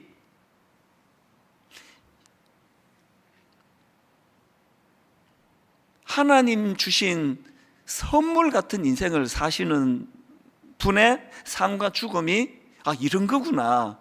제 마음에 큰 도전을 받은 겁니다. 오늘 저와 여러분 우리 같이 꿈꾸지 않으실래요? 하나 우리에게 이 소원이 생겼습니다. 살아있을 동안에는 숙제를 푸는 겁니다. 숙제가 뭐라 그랬죠? 아무리 어려운 여건, 아무리 힘든 어떤 상황이라 할지라도 하나님, 저는 이 재료들을 모아가지고 아까 그 본문 말씀 2절부터 8절까지 드렸잖아요. 좋은 재료만 있는 거 아닙니다. 웃는 일만 있는 거 아닙니다. 울 일도 있고 슬퍼한 일도 있습니다. 그런 모든 재료를 가지고 하나님, 내 인생이 하나님이 주신 선물 같은 인생 되게 하여 주시기 원합니다. 이 숙제를 향해 늘 애쓰고 그러다가 인생이 다 하면 그 목사님처럼 주님 저는 행복합니다, 이 마지막 이 한마디가 모든 걸 다 거기에 담고 있는 거 아닙니까? 이게 첫 번째 숙제예요. 그런가 하면은 두 번째 인생 숙제가 하나 더 있는데요, 바로 오늘 이 순간을 감사함으로 누리기, 이게 우리가 가진 숙제라는 겁니다. 본문 12절입니다. 사람들이 사는 동안에 기뻐하며 선을 행하는 것보다 더 나은 것이 없는 줄을 내가 알았고, 또 13절 세 번역입니다. 사람이 먹을 수 있고 마실 수 있고 하는 일에 만족을 누릴 수 있다면, 하는 일에 만족을 누릴 수 있다면 이것이야말로 하나님이 주신 은총이다. 저는 이번에 이 전도서 공부를 하면서 라틴어로 까르페 디엠, 이 단어를 참 많이 생각을 했습니다. 까르페 디엠, 지금 살고 있는 현재 이 순간에 충실하라. 우리말로 번역한 걸 제가 보니까 현재를 잡아라. 영어로 보니까 seize the day, 그날을 움켜쥐어라. 이게 다 까르페 디엠이에요. 사실 저는 오늘 이 설교를 준비하기 이전서부터 제 마음에 오늘 이 순간을 감사함으로 누리는 것, 현재 살고 있는 이 순간에 충실한 것, 이게 제 인생에 굉장히 중요한 좌우명 중에 하나기는 합니다. 왜 이런 좌우명을 제가 갖게 됐는가 하면은요, 홍성태 교수님이 쓴 모든 비즈니스는 브랜딩이다, 이런 책이 있는데요, 저자가 1997년도에 캐나다를 방문을 했습니다. 마침 그때 영국의 다이애나 왕세자빈이 세상을 떠났는데요, 막 캐나다에서 막 그 애도의 물결이 막 어마어마하더라는 겁니다. 길거리에는 사람들이 가져다 놓은 애도의 꽃이 막 쌓여 있고요, 텔레비전에서는 막 계속 이 다이애나와 관련된 방송이 반복이 돼서 지금 나오고 있는 그런 상황인데요, 이 교수님이 이제 TV를 딱 트니까 아주 우연히 어떤 장면을 봤느냐 하니까, 이제 다이애나, 그러니까 프랑스 파리에서 사고를 당해서 죽었는데 이제 그 시신을 영국으로 옮겨가는 그것을 이제 중계 방송을 하더라는 겁니다. 막 세계에 막 수많은 사람들이 그 중계를 보고 있었는데요, 거기서 이 교수님이 깜짝 놀랄 너무나 인상적인 한 장면을 봤다는 겁니다. 영국 왕실 비행기가 이제 공항에 착륙을 하고, 또 찰스 왕세자가 이제 상복을 입은 자녀들과 함께 이제 걸어오고 있고요, 의장대가 아주 절도 있게 예를 갖추어서 착착착착 이제 다이애나의 관을 가지려고 발을 맞추어서 이제 비행기 쪽으로 걸어가는데, 이 교수님이 발견한 게 뭐냐 하니까요, 다이애나가 누워있는 관을 가지러 가는데 화물칸이 열리더라는 거예요. 그리고 놀랍게도 그 화물칸에서 다이애나의 관을 내리는데요, 그거를 보더니 교수님이 표현으로 마음이 꽉 막히더래요. 아니 지금 전 세계 사람들이 애도하는 그런 인물인데 그 시신이 짐짝처럼 화물칸에 실려 있더라는 겁니다. 아니 왕세자비는 사람인데 왜 짐짝 취급을 받았을까? 이게 가슴이 막힐 정도로 충격이 되더라 그러시던데요, 그 교수님이 하는 말이, 이 다이애나가 왜 짐짝 취급을 받았는가, 그 직접 한번 들어보세요. 그가 한 말을, 그 교수님이 한 말을. 왜 짐짝 취급을 받았다고요? 간단합니다. 죽었으니까. 육신만 있고 영혼이 없지 않은가? 왕세자빈이 아니라 그 누구라도 영혼이 없으면 사람이 아니라 화물 취급을 받는다. 저는 그 한마디에 저도 또 충격이 되더라고요. 아무리 세계에 영향력을 미친 어떤 사람이라 해도 그가 죽으면, 영혼이 없으면 그 육신은, 그 껍데기는 화물 취급을 받는다. 제가 그 내용의 글을 읽으면서 정말 제 마음에, 하나님, 제가 살아있을 때, 하나님, 내 시신이 화물칸에 들어가기 전에, 내가 오늘 호흡할 때 이 하루를 충실히, 까르페 디엠, 오늘에 충실하기 원합니다. 비록 제가 다이애나와 같은 막 세계적으로 유명한 인생은 아니라 할지라도, 그저 소박한 한 교회를 다니면은 또 한 가정의 아버지에 불과하지만, 여전히 내 인생은 죽은 다이애나 비가 아니라 살아있는 이찬수로 살기를 원합니다. 하나님, 내가 화물칸에 들어가기 전에 너무너무 이 하루를 가치 있게, 의미 있게, 보람 있게 그렇게 살아가기를 원합니다. 이제 12월 달 아닙니까? 올해는 생각지도 못한 코로나19가 연초부터 터져가지고 올 한 해가 다 망가져 버렸잖아요. 다 어긋나 버렸잖아요. 가게 하시는 분, 식당 하시는 분은 말할 것도 없고, 결혼 준비하는 동안에 원래 결혼하기로 한 젊은이들이 얼마나 많은 혼란을 겪었는지 아십니까? 날짜를 막 여러 번 옮겨야만 되고, 장소를 옮겨야만 되고. 그래서 이거 내버려 두면은 이 2020년도는 그냥 막 다 망가져버린, 우리 인생에서 잃어버린 그런 날이 될 위험이 있는데, 이런 상황이기 때문에 저는 오늘 여러분들한테 너무나 중요한 한 가지를 선포하려고 합니다. 사실 코로나19가 터지고요, 한 3주, 4주 이런 단위로 지난주 예배 회복 운동에 이르기까지 여러 가지를 우리가 이 코로나19에 대응해 왔는데, 오늘이 종결판입니다. 12월에 들어선 오늘 저는 다시 감사 회복 운동을 선언합니다. 이 감사 회복 운동이 까르페 디엠, 현재를 잡아라, 오늘 이 순간을 충실하게 살아라, 죽은 다이애나가 아니라 살아있는 너 이름 너로 그렇게 살아라고 하시는 하나님의 말씀에 우리가 부응하기 위해서는 이 감사 운동이 회복돼야 된다는 것입니다. 그래서 저는 이제 내일부터 12월 31일 12월 마지막 날까지 하루 3번 감사 운동을 펼칩니다. 이 하루 3번 감사 운동, 첫째가 뭐냐? 아침 감사. 둘째가 뭐냐? 정오, 낮 12시 감사. 셋째가 뭐냐? 저녁 감사예요. 하루 3번 감사 운동 중에 아침 감사는 뭐냐? 눈을 뜨자마자 하루를 감사 고백으로 하루를 시작하자는 겁니다. 여러분, 올 한 해 분당 우리 교회에서 마음의 성구로 선택하고 연초부터 우리가 묵상하는 게 시편 118편 28절 아닙니까? 주는 나의 하나님이시라 내가 주께 감사하리이다. 주는 나의 하나님이시라 내가 주를 높이리이다. 내가 주께 감사하리이다. 내가 주를 높이리이다. 이게 올 한 해 하나님이 우리 교회에 주신 이 한 해에 묵상하고 있는 성구거든요. 12월 달에 이제 이 말씀이 우리 삶에서 하루 시작에 눈을 딱 떴을 때 이 말씀이 암송되어지고 되뇌어지는 그런 하루가 시작되기를 바랍니다.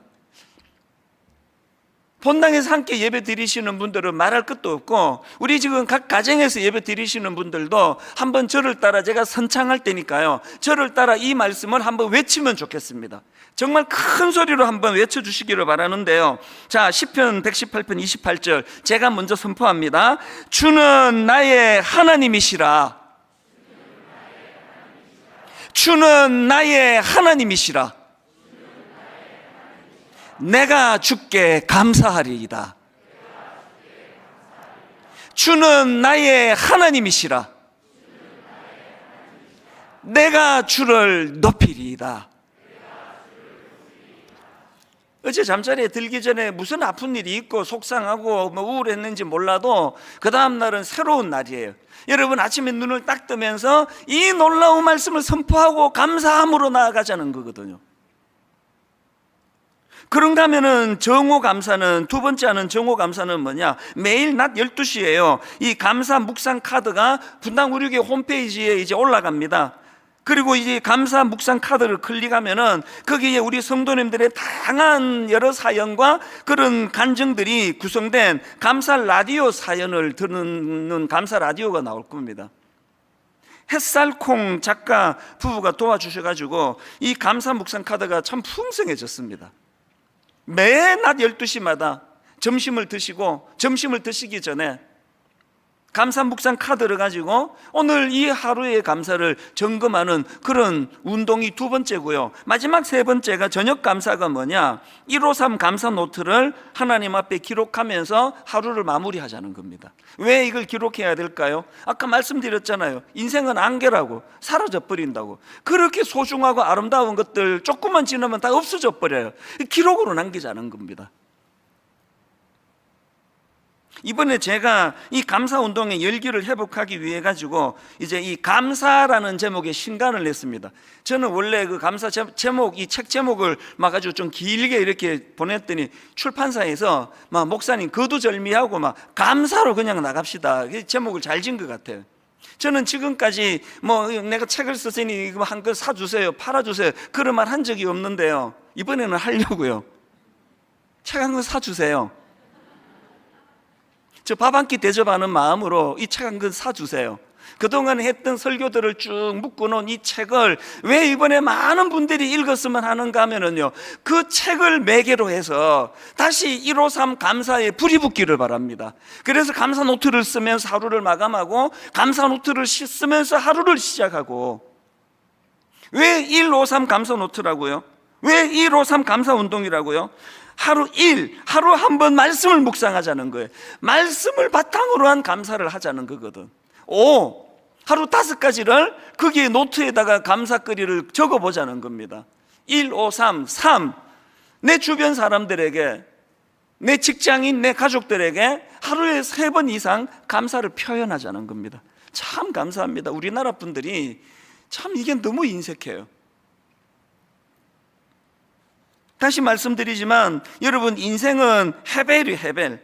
이 코에서 빠져나가 버리는 그 수증기 같은 거예요. 너무 허무해요. 여러분, 여기 우리 어르신들이 좀 계시는데요, 여러분 연세 드신 어르신들에 대하여 각별히 섬기며 기도해야 돼요. 인생은 헤벨이거든요. 특히 연세가 드신 어른들은 젊은 시절에 가정을 지키기 위하여, 교회를 위하여 너무나 애쓰고 수고했던 분이었기 때문에 나이가 들면 헤벨이 실감이 가요. 다 빠져나가요. 다 안개 같아요. 그래서 공허해지기가 쉬워요. 153 감사 운동의 회복됨으로 말미암아 오늘 예배드리는 모든 성도님들 연세가 드시면 드실수록 공으로 가는 것이 아니라 정말 하나님이 주신 은혜로 말미암아 연세가 드시면 드실수록 내 인생은 하나님이 선물처럼 축복해 주신 너무나 아름다운 인생이라고. 그리고는 아까 그 조영태 목사님처럼 돌아가시기 전에 하나님, 나는 너무너무 행복합니다, 이 목표를 우리 어른들이 이루어 가실 수 있도록 우리 모든 젊은 사람들이, 또 우리 목회자들이 응원하며 중보 기도해야 된다고 생각을 합니다. 감사는 훈련이에요. 지난 2월 달에 코로나가 본격적으로 확산이 되고 난 직후에 3월 달에 이제 저희 교회에서 미자리 교회 월세 대납 운동을 벌이지 않았습니까? 너무나 많은 분들이 십시일반해 가지고 전체적으로 이것저것 다 해서 뭐 30몇 억인가 20몇 억인가 너무나 놀라운 결과를 하나님이 주셨는데요, 그 어간에 일어난 일이에요. 어떤 여성도님이 제게 손편지를 보내줬습니다. 우리 교회 성도도 아니에요. 글을 읽어보니까 참 아픔이 많은 분입니다. 자, 한번 일부를 읽어드리겠습니다. 저는 한창 일할 나이인 2008년 금융위기 때 남편의 실직을 겪고 모은 돈을 모아 작은 식당을 운영하게 되던 중 2013년도에 남편의 자살로 인해 한순간에 가장이 되어 무엇을 어찌해야 할지 알 수 없는 상황 가운데 주님 은혜로 하루하루를 살았습니다. 지금의 코로나 바이러스 상황 속에서 이해되지 않는 이 상황들이 너무나 원망되고 두려웠습니다. 목사님, 하나님은 제게 무슨 공식이나 패턴처럼 3년, 5년 주기적으로 고난을 일부러 주시는 것 같았습니다. 그럼에도 하나님 그분 손을 놓지 못하고 그분의 줄에 묶여 지금까지 지내고 있는 이 상황이 어찌 사람의 언어로 표현이 될는지요. 말로 할 수 없어 기도가 눈물로 시작하여 눈물로 마치는 날들을 보냈습니다. 그런데 이분의 글이 이렇게 슬픔으로 끝나지 않습니다. 그 전도서가 그 첫 번째, 두 번째 그 메시지와 이미지가 있는 것처럼. 그 다음 들어보세요. 목사님, 설교 말씀 주신 그 마음에 새기며 힘을 얻겠습니다. 세상 가운데 살아감이 두렵고 떨리지만 제 안의 두려움은 오직 말씀이 되게, 제 안에 있는 두려움은 오직 말씀이 되게 기도하며 저의 애통한 눈물의 괴로움이 관심의 씨앗이 되어 비전을 찾는 자녀 되기를 하나님 그렇게 빚어주시기를 기도하겠습니다. 그리고는요, 5만 원짜리 지폐가 거기에 담겨 있습니다. 봉투 안에. 무슨 사인인가? 맨 마지막에 내용이 이렇습니다. 목사님, 저는 분당 우리 교회 교인은 아니지만 목사님의 1만 성도 파송 운동과 미자리 교회 월세 대납 운동을 위해 기도하겠습니다. 그러면서 미자리 교회 월세 대납 운동에 써달라고 5만 원권. 지금 이분도 지금 경제적으로 너무너무 어려운 것처럼 읽혀지는데 참 그 가난한 과부의 2랩돈을 너무나 소중히 보시는 그 주님께서 이분의 이 마음을 얼마나 기뻐하실까. 제가 이 편지를 읽는데 한동안 마음이 너무 먹먹한 거예요. 먹먹. 요 근래에 와서 제가 다시 이 내용을 읽어보면서 이분이 지금 숙제를 하고 계시는 거구나. 인생이 좋은 것만 있는 거 아니라 그랬잖아요. 짝을 이루는데 하나는 원하는 거, 하나는 원치 않는 거, 하나는 기쁜 거, 하나는 슬픈 거, 이것들이 계속되는 그 인생길 가운데 이분이 지금 투쟁하고 계시는 거구나. 싸우고 계시는 거구나. 이런 어려운 상황에 무너지지 않으려고 발버둥을 치고 계시는 거구나. 시간이 갈수록 이분이 너무 아름다운 거예요. 감사요법이라는 책이 있는데요, 거기서 저자가 이런 말을 합니다. 감사가 환경을 변화시키지는 못하나, 잘 들어보세요, 감사가 환경을 변화시키지는 못하나 사람의 태도는 변화시킨다. 무슨 뜻일까요?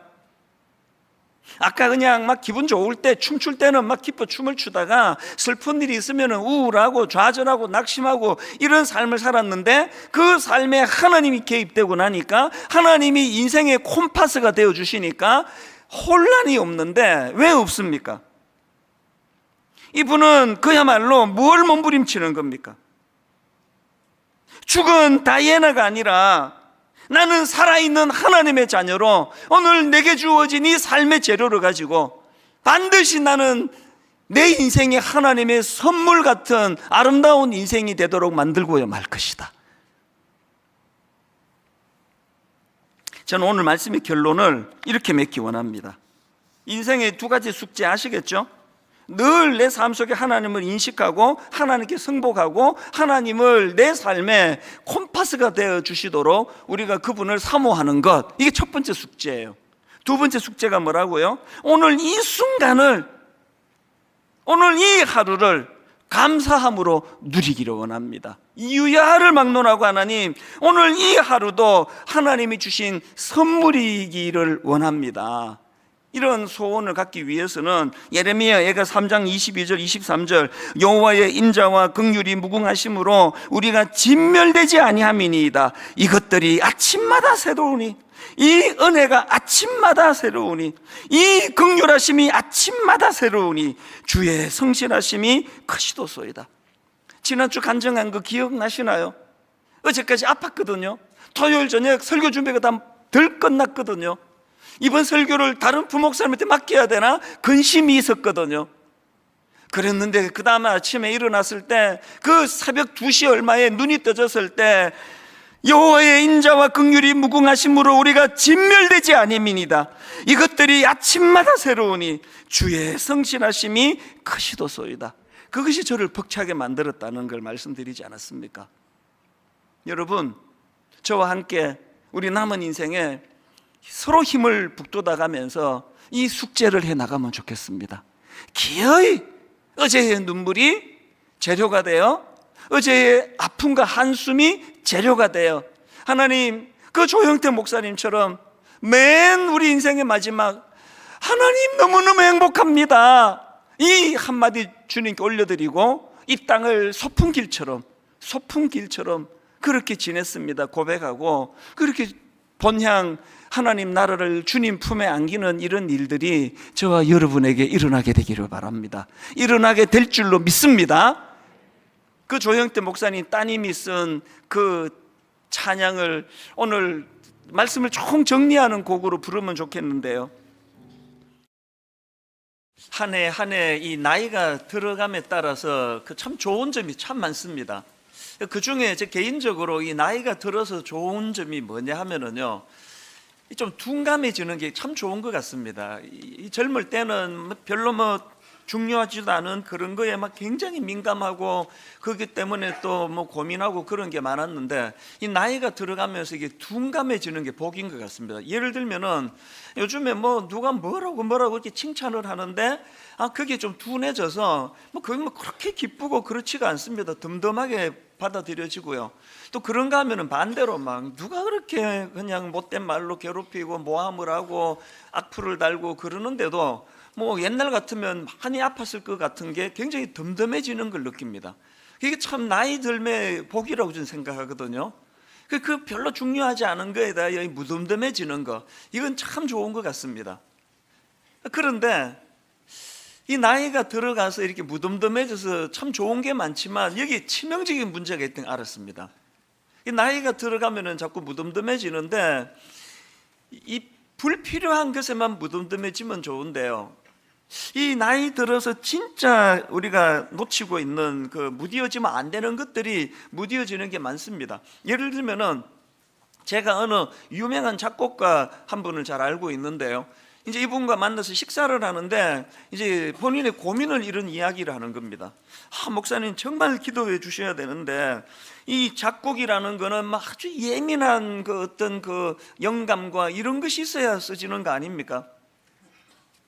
이 사물을 보고 우리 같은 사람은 그냥 다 놓치는 거 하나를 예민하게 잡아내야 그 작곡이 나오고 또 작사가 나오고 하는데, 이분은 수백 곡을 그 히트곡을 낸 작곡가 이름 되면 다 아실 거예요.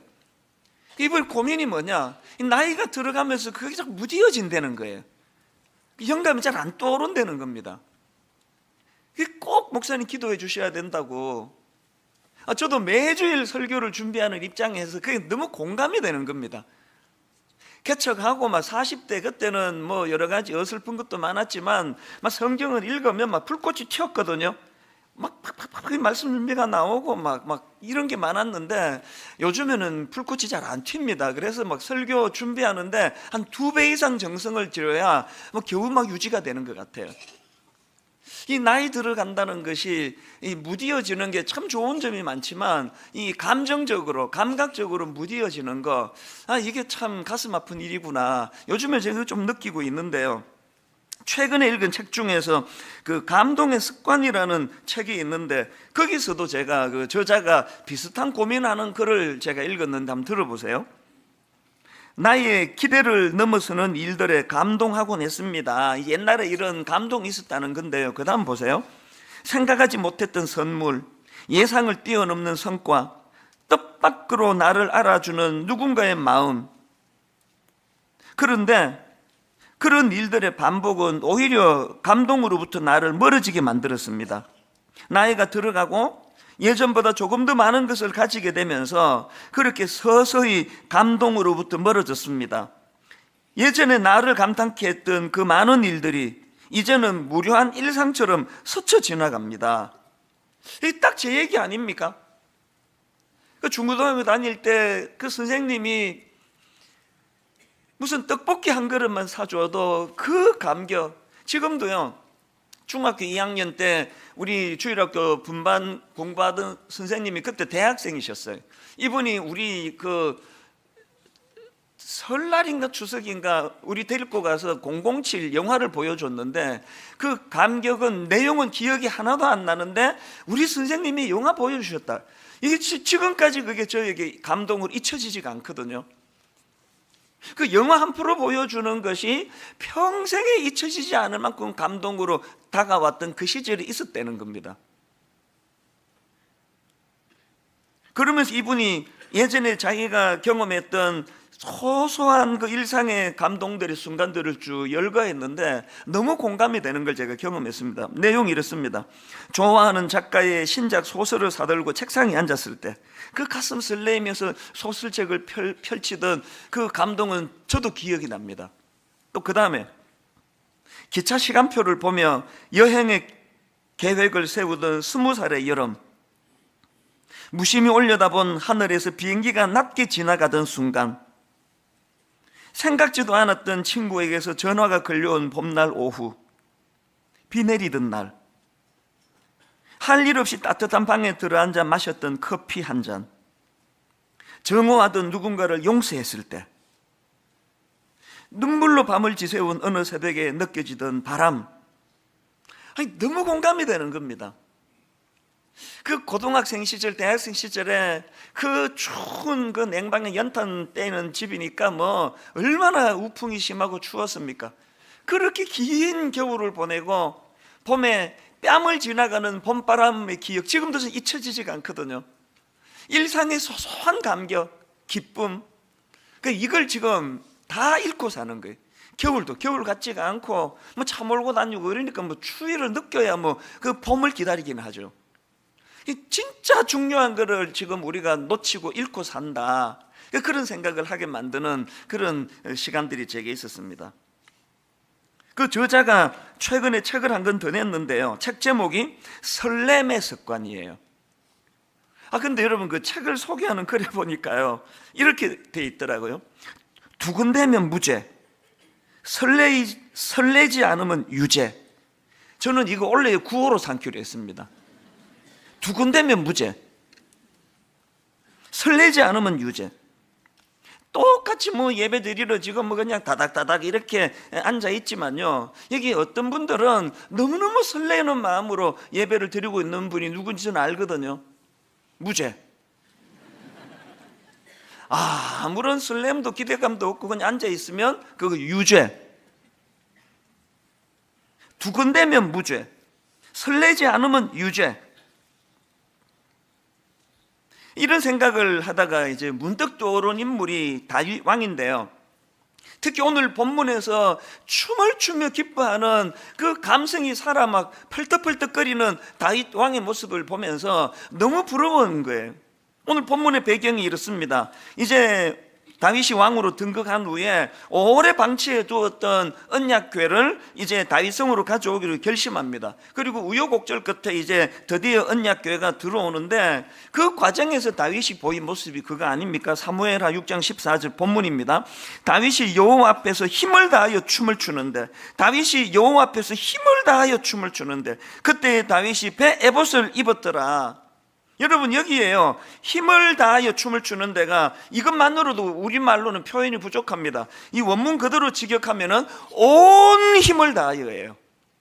막 쥐어 짜듯이 온 힘을 다하여 그렇게 지금 막 왕의 차면이고 뭐고 막 미친 듯이 춤을 추고 있는 다윗의 모습입니다. 막 얼마나 그 모습이 부러운지, 여러분 막 너무 기쁠 때 막 이게 뭐 막 내 의지대로 안 되는 기쁨을 표할 때 또 이런 순간 있지 않습니까? 막 이대로 그냥 죽었으면 좋겠다, 이대로. 저도 내 생애에 한 서너 번 있었습니다, 그랬던 때가. 막 이렇게 하다 그냥 죽으면 좋겠다, 더 이상 바라는 게 없다. 여러분 지난 한 해 동안에 그런 순간이 몇 번 있었습니까? 막 체면이고 뭐고 뭐 회사에서 뭐 젊은 직원이 보거나 말거나 막 말로도 알 수 없는 기쁨을 막 표현하고 그렇게 막 이대로 죽었으면 좋겠다, 그런 기쁨의 감격을 표현한 적이 작년에 몇 번 있었습니까? 한 번도 없었으면 유죄, 그 무기징역감이에요. 이걸 회복하자는, 이걸.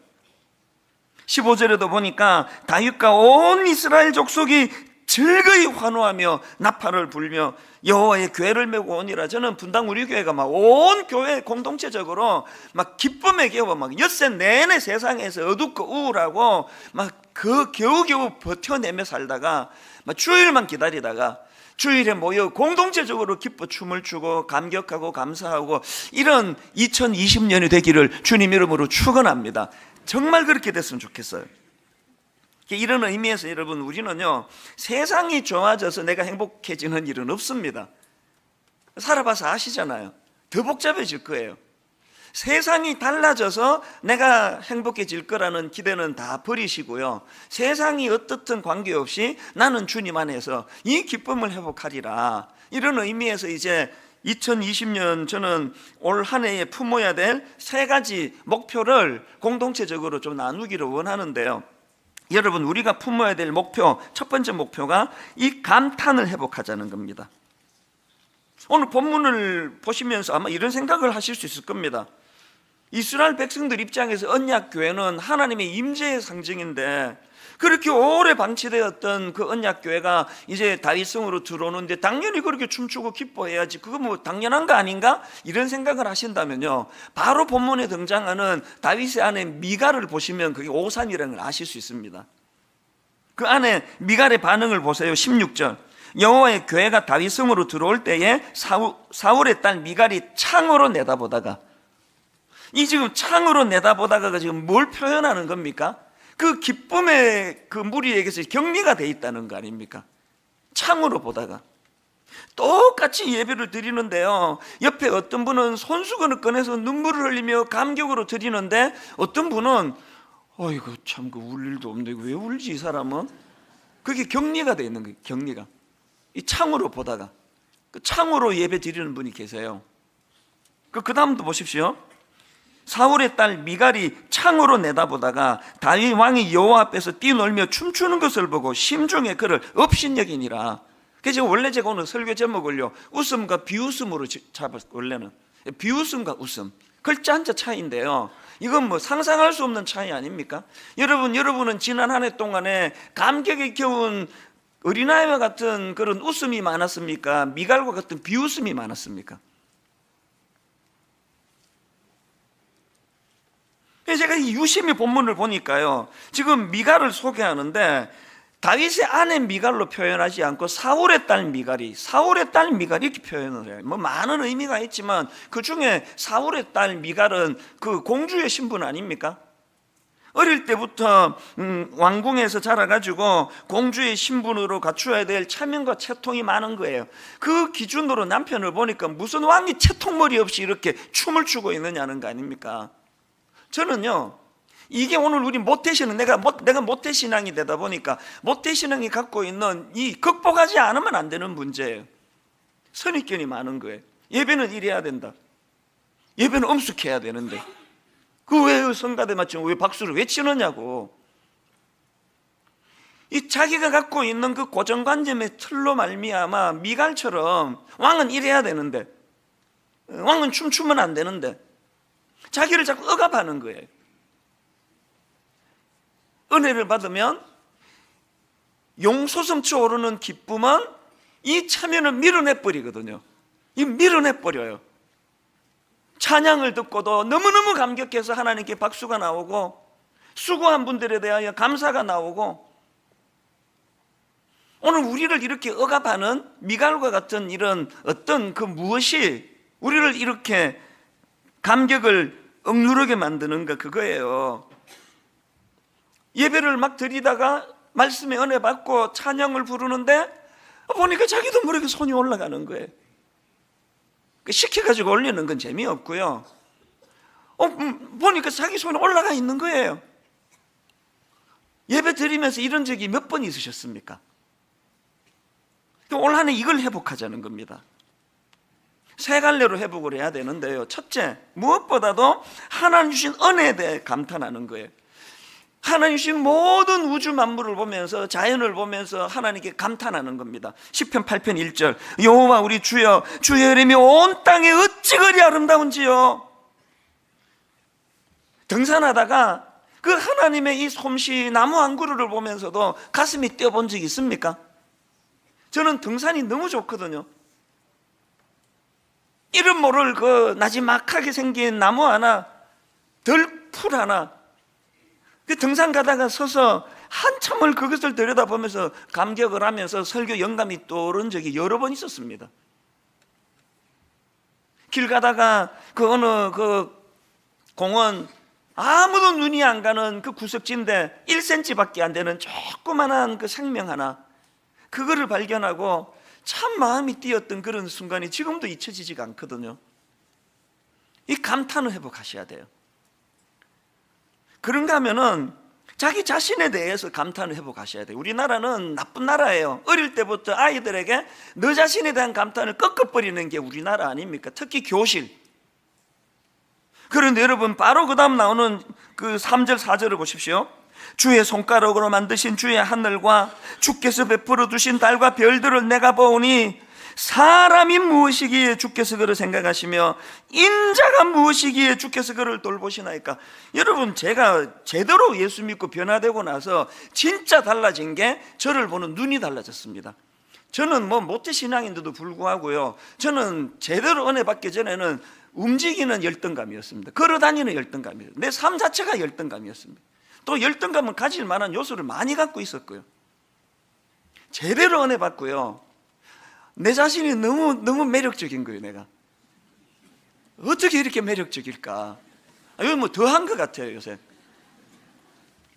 여전히 뭐 보잘것없고 초라한 것이 많지만, 그럼에도 불구하고 사람이 무엇이기에 주께서 그를 생각하시며 인자가 무엇이기에 주께서 그를 돌보시나이까. 시편 139편 14절에 보니까 내가 주께 감사하오면 나를 지으심이 신묘막척하심이라. 못생기면 못생겨서 신묘막척하고, 잘생기면 잘생겨서, 키가 크면 키가 커서, 작으면 작아서. 은혜 받고 나면요, 내 자신에게 감탄이 많이 나와요. 여러분, 진짜 저는 제가 너무 매력적이지 않나요? 난 너무 감탄이 돼, 나 자신에 대해. 3부부 띠을 빼도록 하겠습니다. 공감이 안 되는 건 빼는 게 좋습니다. 누가 뭐라 그러든지 간에 난 하나님 앞에서 신묘막척한, 여러분 올 한 해 여러분 자신에 대하여 많이 감탄하시기를 바랍니다. 그런가 하면은 그 상대방 주변 사람들에 대하여 이 감탄을 회복해야 돼요. 이웃에 대한 감탄. 오늘 여러분 본문에 미갈을 왜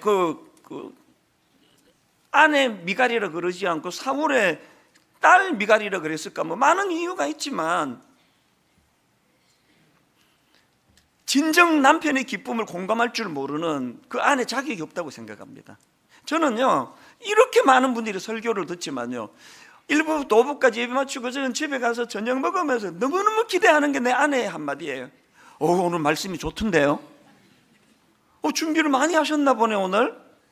그 한마디가 내 모든 피곤을 다 녹이는데, 이분이 이런 말을 절대 안 하세요. 죽으라고 안 해요. 하여튼 교만해질까 봐 그러는지. 모든 남편들은요, 밖에서 뭐 대접받는 거 그거 별로예요. 아내에게 인정받고 싶어. 아내. 그 부인들 마찬가지 아닙니까? 하루 온종일 안에서 시달리고 애 돌보느라고 살림 사느라고 해도 빚도 하나도 안 나는 거, 치워놓으면 또 어지르고, 치워놓으면 또 어지르는데, 남편 들어와가지고 와, 당신이 있어서 내가 밖에서 편하게 일했잖아, 당신 정말 대단해, 그 한마디면 하루에 모든 피곤이 다 씻어지는 거 아닙니까? 그거를 못하는 게 우리 아닙니까? 미갈처럼 비웃고 비아냥거리고 왕의 체면도 없이 말이야, 이 그런 말은 사람을 변화시키지 않습니다. 감탄하는 거예요, 감탄. 저는 그 추억에 잊혀지지 않는 장소가 하나 있는데요, 몇 년 전에 제가 이제 미국에 갔는데 그 아는 목사님이 자기 동네에 막 너무 명소가 하나 있다고, 막 관광객도 뭐 엄청 오는 데가 있다고 가자 그래가지고 거기를 갔거든요. 그러고 보니까 뭐 좀 뭐 경치도 좋고 좋던데, 뭐 제가 누굽니까? 나 경상도 사람 아닙니까? 뭐 이걸 뭐 그렇게 감동이 된다 그러지? 그래서 뭐 막 미갈처럼 비웃지는 않았는데, 뭐 하여튼 뭐 이걸 보러 왔나 해서 그냥 보고 뭐 빨리 갔으면 좋겠고 그러는데요. 세월이 지나면 지날수록 그날이 잊혀지지가 않는 거예요. 점점 그날이 기억에 남는 거예요. 왜냐하면요, 내가 본 경치가 갑자기 좋아졌어가 아니에요. 그때 함께 그 와 있던 미국 사람들의 반응이 갈수록 잊혀지지가 않아요. 저는 뭐 그냥 뭐 좀 좋은데요, 막 미국 사람들 막 호들갑 알잖아요. 막 와우 막 그러고 막 어메이징 그러고 막 그레이스 막 그러고 막 원더풀 막 그러면서 막 얼마나 막 그걸 막 좋아하는지 갈수록 그게 나 잊혀지지가 않아요. 그러면서 이게 나한테 문제가 좀 있구나. 요즘에 제가 자주 그 생각을 해요. 나한테 문제가 좀 있구나. 그 똑같은 걸 보는데 무덤덤하게 보는 제가 요즘에 자꾸 그 생각이 나는 거예요. 그러고 보니까 그 미국은 언어가 많이 쓰면은 발달이 되는 거 아닙니까? 영어로 그 감탄사가 뭐 얼마나 많습니까?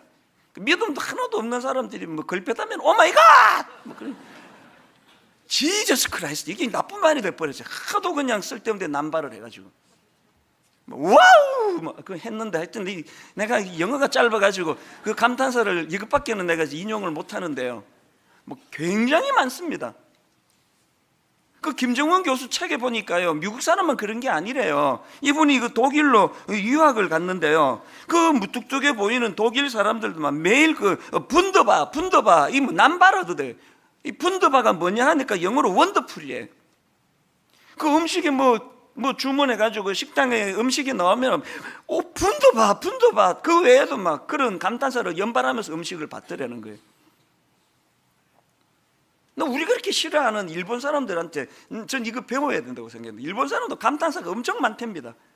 작은 일에도 이렇게 감사합니다 막 분더바 같은 이런 그 일본 말은 내가 모르니까 인용을 못 하겠지만요, 저는 지금까지 한국 식당 가가지고 설렁탕 나오는 보고 분더바 이러면서 밥 먹는 사람 본 적이 없어요. 설렁탕 나와도 그냥 밥 먹자 그렇게 하고 먹는 거 아닙니까? 이 문화가 지금 이거 바꿔야 돼요. 작은 거에도 감탄하고. 그래서 아브라함 헷셀의 이 말을 저는 늘 마음에 담습니다. 나는 하나님께 성공을 구한 적이 없다. 다만 경의와 감탄을 구했다. 그리고 하나님은 그것을 허락하셨다. 나는 하나님께 성공을 구한 적이 없다. 다만 경의와 감탄을 구했다. 그리고 하나님은 그것을 허락하셨다. 뒤에 이분이 안 쓴 한마디를 제가 넣었습니다. 그리고 나는 행복했다. 성공이 행복을 가져다 주던가요? 10만 원짜리 호텔 뷔페가 이런 감격 없이 먹으면요 7천 원짜리 설렁탕보다 못해요. 저는 여기 서현역 앞에 있는, 또 군침이 도네요, 서현역 앞에 있는 그 콩나물 국밥 6,500원 하는데요, 야 그거 한 그릇 먹으면서 막 얼마나 행복한지 몰라요. 미국 사람들은 불쌍하다, 이 맛도 모르고 어떻게 사느냐고. 6,500원짜리 콩나물 국밥을 먹으면서도 그렇게 마음이 행복하다면 10만 원짜리 뷔페 먹을 이유가 하나도 없잖아요. 저는 올 한 해 이 감탄 하나님 앞에 이 잃어버린 감탄을 회복하는 한 해가 되시기를 바랍니다. 두 번째로요, 원래 품어야 될 목표가 하나 더 있습니다. 감사를 회복하자는 겁니다. 이 감탄과 감사의 차이를 이따가 설명해 드릴 텐데요, 지금 다윗이 막 왕의 채통이 뭐고 다 벗어 던지고 막 춤을 추며 그렇게 기뻐하는데 아내 미갈이 그거를 가지고 조롱하니까 뭐라고 말하는가 하니까요, 본문 21절입니다. 다윗이 미갈에게 이르되 이는 여호와 앞에 상드시니라. 그가 내 아버지와 그의 온 집을 버리고, 그 다음부터 자세히 보세요. 나를 택하사 나를 여호와의 백성 이스라엘의 주권자로 삼으셨으니 내가 여호와 앞에서 뛰놀리라. 다윗의 감탄에는요 하나님 은혜에 대한 억누를 수 없는 감사가 있어요. 감사. 이 감탄과 감사의 차이가 뭐냐면은, 감탄은요 제가 사전을 찾아보니까 이 감탄은 마음속 깊이 느끼어 탐복함 이렇게 돼 있더라고요. 감탄은 우러나오는 것으로 내 안에서 일어나는 게 감탄이고요, 감사는 그것을 상대방에게 표현하는 게 감사예요. 그 전에 한자로 제가 풀어드렸잖아요. 이 감사할 때 그 감사는 느낄 감, 사례할 사. 느끼는 것으로는 감사가 아니에요. 그것을 사례할 사자가 뭐냐 말씀드렸죠. 말씀은 쏠사, 이게 합쳐져 가지고 사례할 사자예요. 그냥 속으로 기쁜 건 감탄이고요, 그거를 말씀은 쏠사. 올림픽 때 이 활을 쏘듯이, 사격으로 총을 쏘듯이 말을 쏘을 때 이게 감사예요. 우리는 지금 감사를 잘 모르는 거죠. 감사를 여러분이 알고 있는 감사는 감탄이에요. 그냥 속으로 기뻐하는 거. 이걸 말씀은 쏠사. 그래서 제가 작년에 올 한 해 목표를 그냥 말씀은 쏠사 한자 이것으로만 만들어도 좋겠다 그런 생각이었습니다. 올 한 해는 말씀은 쏠사, 말을 자꾸 표현하는 겁니다. 윌리엄 아스워드 이런 말을 했습니다. 감사를 느끼지만 표현하지 않는 것은 선물을 포장해 놓고 주지 않는 거랑 똑같다. 선물 포장해 놓으면 무슨 소용입니까?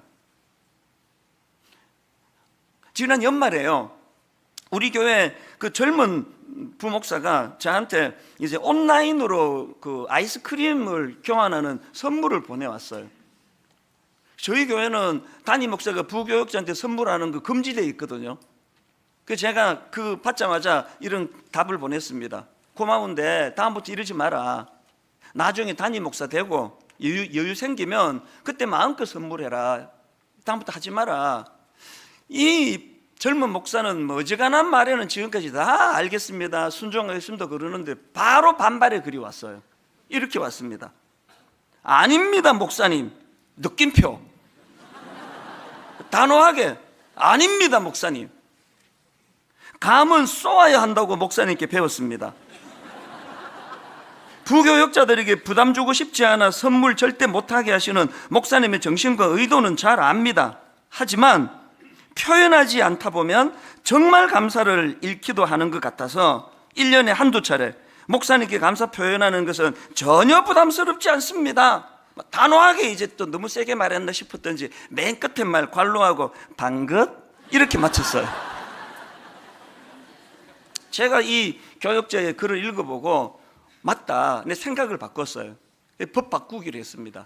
이제 우리 교회 모든 부교역자들은 매년 담임 목사한테 선물을 하시기 바랍니다. 단 10,000원 이하로. 10,000원 이상은 접수를 안 받습니다. 제가 우리 교회 출신 목사님이 잘못 가르쳤다는 걸 알게 된 거예요. 여러분, 그 아이스크림 그 인터넷으로 구입할 수 있는 아이스크림 쿠폰 교환권 하나가 이게 뭐 몇십만 원 해서 의미가 아니고요, 말씀은 소울사거든요. 새해에는 감탄이 나오시기를 바라고요, 그 감탄의 중심에 하나님을 향한 은혜에 대한, 십자가에 대한 감사가 녹아있는, 감탄이 녹아있는 그런 감사, 또 그 감탄. 저는 오늘 집에 돌아가셔서 분당 우리 교회 홈페이지가 여러분이 올려주시는 감탄의 글로 거의 마비가 됐으면 좋겠습니다. 몰랐는데 말씀은 쏠쌉니다. 하나님, 이제 하나님 은혜를 내가 막 무한으로 제가 표현하겠습니다. 그래서 여러분, 감사와 관련한 실천사항 2가지를 말씀드리는데요. 감사 노트 쓰기. 지금 이게 전국적으로 반향을 일으키고 있는데 우리 교회는 무덤덤한 것 같아요. 작년에 제가 이 자리에서 결혼 주례를 했는데요, 참 인상적인 건 바로 이 감사 노트 선물로 받은 거거든요. 신부가요, 하객들 전부에게 이 감사 노트를 선물을 했는데 놀라운 게 뭐냐, 밤을 새워가지고요 저한테도 썼어요. 여기에 이찬수 목사님께 저희 결혼식에 주례를 써주셔서 정말 감사합니다 이러면서 쭉 저한테 감사한 걸 썼는데요, 저한테만 쓴 게 아니에요. 모든 하객들 감사 노트에 밤을 새워서 다 쓴 거예요. 그 제가 이거를 보고요, 이 신랑 이거 복 터졌다, 복 터졌어. 뭐 이거 하나만 보면 어떤 신부인지 알 수 있는 거 아닙니까? 여러분, 이제 이 감사 노트를, 이제 여기 왜 153 감사 노트입니까? 하루에 한 번 하나님께 말씀 묵상하기, 그 다음 2번째가 5가지 감사 제목 적기. 뭔지 아시겠죠? 감사 제목 적기 전에 하나님의 말씀을 바탕으로 감사하자는 거예요. 그 다음에 153 하루 3번 감사 표현하기. 말씀은 쏠사. 남편이나 아내에다가 애 둘만 있어도 하루에 3번씩 할 수 있는 거 아닙니까? 점점 이게 확산이 되는 거예요. 교회 홈페이지는 교회 홈페이지답게 너무나 받은 은혜에 대한 감사가 충만하게 넘쳐나는, 그래서 올해부터 실명적으로 하자 그랬습니다. 쑥스러워하지 마시고 이름 가리지 마시고 전심을 다해 하나님께, 성도들에게 감사를 표현하시기를 바랍니다. 아멘 안 하신 분은 마음으로 깊이 결단한다는 뜻이라고 제가 봤습니다. 여러분 뭐 인복 그러는데요. 인복이 중요하다 그러는데 인복은요, 감사하는 사람에게 오는 게 인복입니다. 감사하는 그 사람에게 인복이 찾아오는 거거든요. 마지막 세 번째 목표, 감탄과 감사를 회복하되 예배를 통해 회복하자. 예배를 통해 감탄과 감사를 회복하자. 21절 다시 한번 보세요. 다윗이 미갈에게 이르되 이는 여호와 앞에서 한 것이니라. 그가 내 아버지와 그의 온 집을 버리시고 나를 택하사 나를 여호와의 백성 이스라엘의 주권자로 삼으셨으니 내가 여호와 앞에서 뛰놀리라. 미갈의 말에 반박하는 다윗의 말 시작이 여호와 앞에서고요, 그 말 마무리가 여호와 앞에서예요. 모든 감탄과 감사는 여호와 앞에서예요. 주신 은혜에 대한 감사, 그 감격, 십자가 사랑. 그래서 A.W. 토즈 목사님, 예배 없이 감탄할 수 있지만 감탄 없이 예배할 수 없다. 보니까요, 모든 인간의 약점인데 이 예배도 권태기가 있습니다. 처음에 그렇게 눈물로 예배를 드렸는데 한 2, 3년 드리고 나면 권태기가 와요. 무덤덤해요. 서라 그러면 서고 앉아라 그러면 앉고. 이번에 왜 우리가 성경 봉독할 때 다 일어서기로 한지 아십니까? 권태기를 좀 극복하자는 거예요. 부부간에도 권태기가 오면은 만나는 장소도 밖에서 만나고 호텔에서 만나고 외식도 하고 이런 노력을 해주면은 권태기가 극복이 돼요. 마찬가지입니다. 최근에 제가 존경하는 그 선배 목사님의 동생이 너무나 큰 교회 상처를 받고 등록도 안 받아주는데 우리 교회 와서 지금 예배를 드리고 있는데, 그래서 제가 통화를 했더니 눈물의 메시지를 전했습니다. 매 예배 때마다 자기는요, 목사님 저는 53년 내가 신앙생활을 했지만 예배는 설교 듣는 거로 생각했는데 나머지는 예배가 진짜 돼도 그냥 뭐 건성건성했는데 하나님께서 이 교회에 딱 앉자마자 영광송, 임예송에서부터 눈물을 주시는데요, 가슴이 터질 것 같더라는 거예요. 그 맨 처음에 예배 시작할 때 나를 통하여 나의 입술을 인하여 주의 이름을 높임 받으소서, 지가 가시는 분들은 진짜 큰 걸 읽고 있습니다. 그래서 여러분, 우리가 예배의 권태를 극복하기 위해서 이제 성경 봉독할 때마다 자리에서 일어서는데요, 일어설 때마다 뭐 서라니까 서지 그게 아니고요, 느헤미야 8장 5절 6절의 정신을 꼭 기억하시기를 바랍니다. 에스라가 모든 백성 위에 서서 그들 목전에 책을 펴니 책을 펼 때에 모든 백성이 일어서니라. 에스라가 위대하신 하나님 여호와로 송축하며 모든 백성이 손을 들고 아멘 아멘 하고 응답하고 몸을 굽혀 얼굴을 땅에 대고 여호와께 경배하니라. 이 감격으로 자리에서 일어나 말씀을 함께 읽어 내려가시면 하나님이 더 큰 은혜 주실 줄로 믿습니다. 두 번째, 성경책 가져다니기 운동이에요. 2020년부터 여러분, 저는요 너무나 교회가 과잉 친절을 해가지고 이제 곧 당분간 화면으로 성경 봉독을 안 올릴 생각이에요. 과잉 친절하고 있는 겁니다. 뭐 잠깐 볼 건데가 아니라 군인은 전쟁을 안 치르더라도 총은 들고 가야 되는 거예요. 성경책 가지고 다니기, 저는 예전이 너무 그리워요. 지금보다 숫자도 훨씬 적을 텐데 성경 봉독할 때 제 귀에 누에고치가 그 뽕잎을 갉아먹는 소리, 난 이 소리가 너무 좋아요. 전 성도들이, 왜 소리 이렇게 작게 나지? 나 이때가 그리워요. 그래서 이제 곧 화면으로 안 띄워줄 거예요. 그리고 띄워줬다 안 띄워줬다 할 거예요. 성경 봉독도 또 성경 봉독할 때 서는 것도요, 이게 또 뭐 한 1년만 지나면 이게 또 습관이 돼요. 그래서 썼다 안 썼다 할 거예요. 모든 초점은 그냥 그 강아지 종땡 치면 저절로 침이 흐르는 것 같은 예배는 곤란합니다. 하나하나에 내가 의미를 담고 거기에 의식을 담고. 결론으로 저는 이 말씀을 드리고 싶은데요, 최근에 제가 그 TV를 보다가 보니까 그 뉴키즈 온 더 블락이라는, 이게 이제 유재석 씨가 이제 진행을 하는 건데요, 막 길 가다가 아무나 만나면 이제 인터뷰하고 퀴즈 내가지고 맞추면 그 자리에서 막 현금 100만 원을 주는 그런 프로그램이라서 분당 오는 날마다 기다리고 있습니다. 그래서 그분 스승이다가 한번 나도 출연해야지 그러고 있는데요, 어느 프로에서 내가 눈물 흘린 프로가 있습니다. 서울에 그 양원초등학교라고요, 할머니 할아버지들 한글 가르쳐주는 학교가 있어요. 거기에 뭐 평균 연령이 뭐 80대 70대 80대. 거기에 어떤 부부 할아버지 할머니 인터뷰하는데 내가 눈물을 흘렸어요.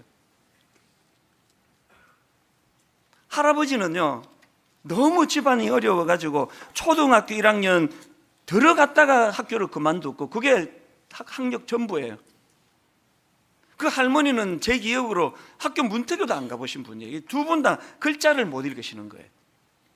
늦게 이제 그 양운초등학교에서 한글을 배워 가시는데요, 이분 인터뷰하다가 몇 가지 점에서 내가 울었습니다. 몇 번을 또 봤어요, 인터넷으로. 그 할머니가 12살 되던 해에 지방에서 살다가 서울로 와 식모살이를 하는데요, 그 주인이 악랄한 사람. 세상에 그 어린애 12살짜리 그 연탄 떼는 그 돈 아까워가지고 냉방에다 재우는 거예요. 밤새 추워서 떠는 겁니다. 그리고 밥을요 지들은 따뜻하게 해가지고 먹고, 애한테는 그 명태 대가리 넣고 그 보리 넣고 그 보리 울먹울먹하면서 개도 이렇게 먹이지 않을 거라고 그렇게 명태 대가리 넣고 보리 넣고 끓여가지고 개죽처럼 해가지고 먹이고, 그 주인 여자는 이상한 여자예요. 부부 싸움만 하고 나면은 뾰족한 구두로 이 어린애 발등을 찍는 거예요. 계속. 그래서 이분이 마음에 엉어리가 져있는 거예요. 너무 그 상처가 12살 때 기억이. 그 유재석 씨도 막 화가 나가지고요, 이게 지금 그 사람 보고 있을지 모르니까 화면을 똑바로 보면서 그 사람한테 한마디 하시라고 그랬더니 이분이, 그 할머니가 주저주저 하면서 화면을 보면서 이런 이야기를 하는 겁니다. 아줌마, 어느 곳에 계실지 모르지만 지금 제 얼굴을 보면 아줌마는 저를 알지 몰라요. 그러나 그때 아주머니가 내게 행했던 것은 아실 것입니다. 그리고 한참을 머뭇거리다가 하고 싶은 말을 그 다음에 이렇게 하는 겁니다. 아줌마, 편안한 마음으로 잘하고 사십시오. 우리도 잘하고 살겠습니다. 안녕히 계세요. 이게 내 눈물이 터진 거예요. 평생의 한을 준 그 사람인데 끝끝내 그 사람을 용서하고 축복하는 말로 마무리를 하는 거, 거기서 내가 눈물이 터졌고요. 그리고 비록 지금까지 글자도 못 읽는, 학교 근처도 안 가본 분이지만 박사님보다 나아요. 지혜를 알아요. 행복이 뭔지 알아요. 부부간에 얼마나 표현을 많이 하는지 손을 꼭 붙잡고, 마지막에 이제 그 블록 같은 걸로, 이제 그때가 한글날이에요. 기역, 니은 이거 모음 자음을 가지고 너무나 아름다운 그 사랑하는 그 글자를 써보라 그랬더니 남편은요 박묘순 아내 이름을 썼어요. 그 할머니는 거기다가 길게 한참 걸렸어요. 글자를 배워가니까 길게 이렇게 썼습니다. 사랑하는 우리 신랑, 너무너무 사랑해요. 행복하게 삽시다. 말끝마다 우리 신랑, 우리 신랑, 우리 신랑 만나서 내가 이렇게 됐다고. 석사, 박사 학위 있으면 뭐합니까? 행복의 비결도 모르고 사는데. 여러분, 이 세 가지 올 한 해는 감탄, 들꽃 하나를 보고도 감탄이 나올 수만 있다면, 그런가 하면 그것을 이루는 은혜에 대한 감사, 예배를 통해 이 감탄과 감사 회복하기. 그래서 저는 오늘 아까 제 선배 목사님의 그 후배 동생 그 이야기를 들으면서, 목사님 예배는 설교만 듣는 줄 알았는데 분당 우리 교회 와가지고 맨 첫 임예송 거기서부터 눈물이 터진다고 했을 때, 오늘 지각하시는 분들 전부 다 하나님 앞에 마음을 돌이키시고 첫 임예송부터 하나님의 영광. 여러분, 오늘 새해 첫날 첫 예배 우리 모두 다 자리에서 일어나셔서 너무 익숙해서 그냥 맴돌던 찬양이 아니라 가사 하나하나에 내 영혼이 담겨있고 주님을 향한 감탄을 가지고 이 찬양을 올려드리기 원합니다. 그런 마음의 소원을 가지고 우리 이 찬양 같이 부르고 이제 기도하고 예배를 마무리하려고 합니다. 우리 같이 감격함으로 찬양합니다.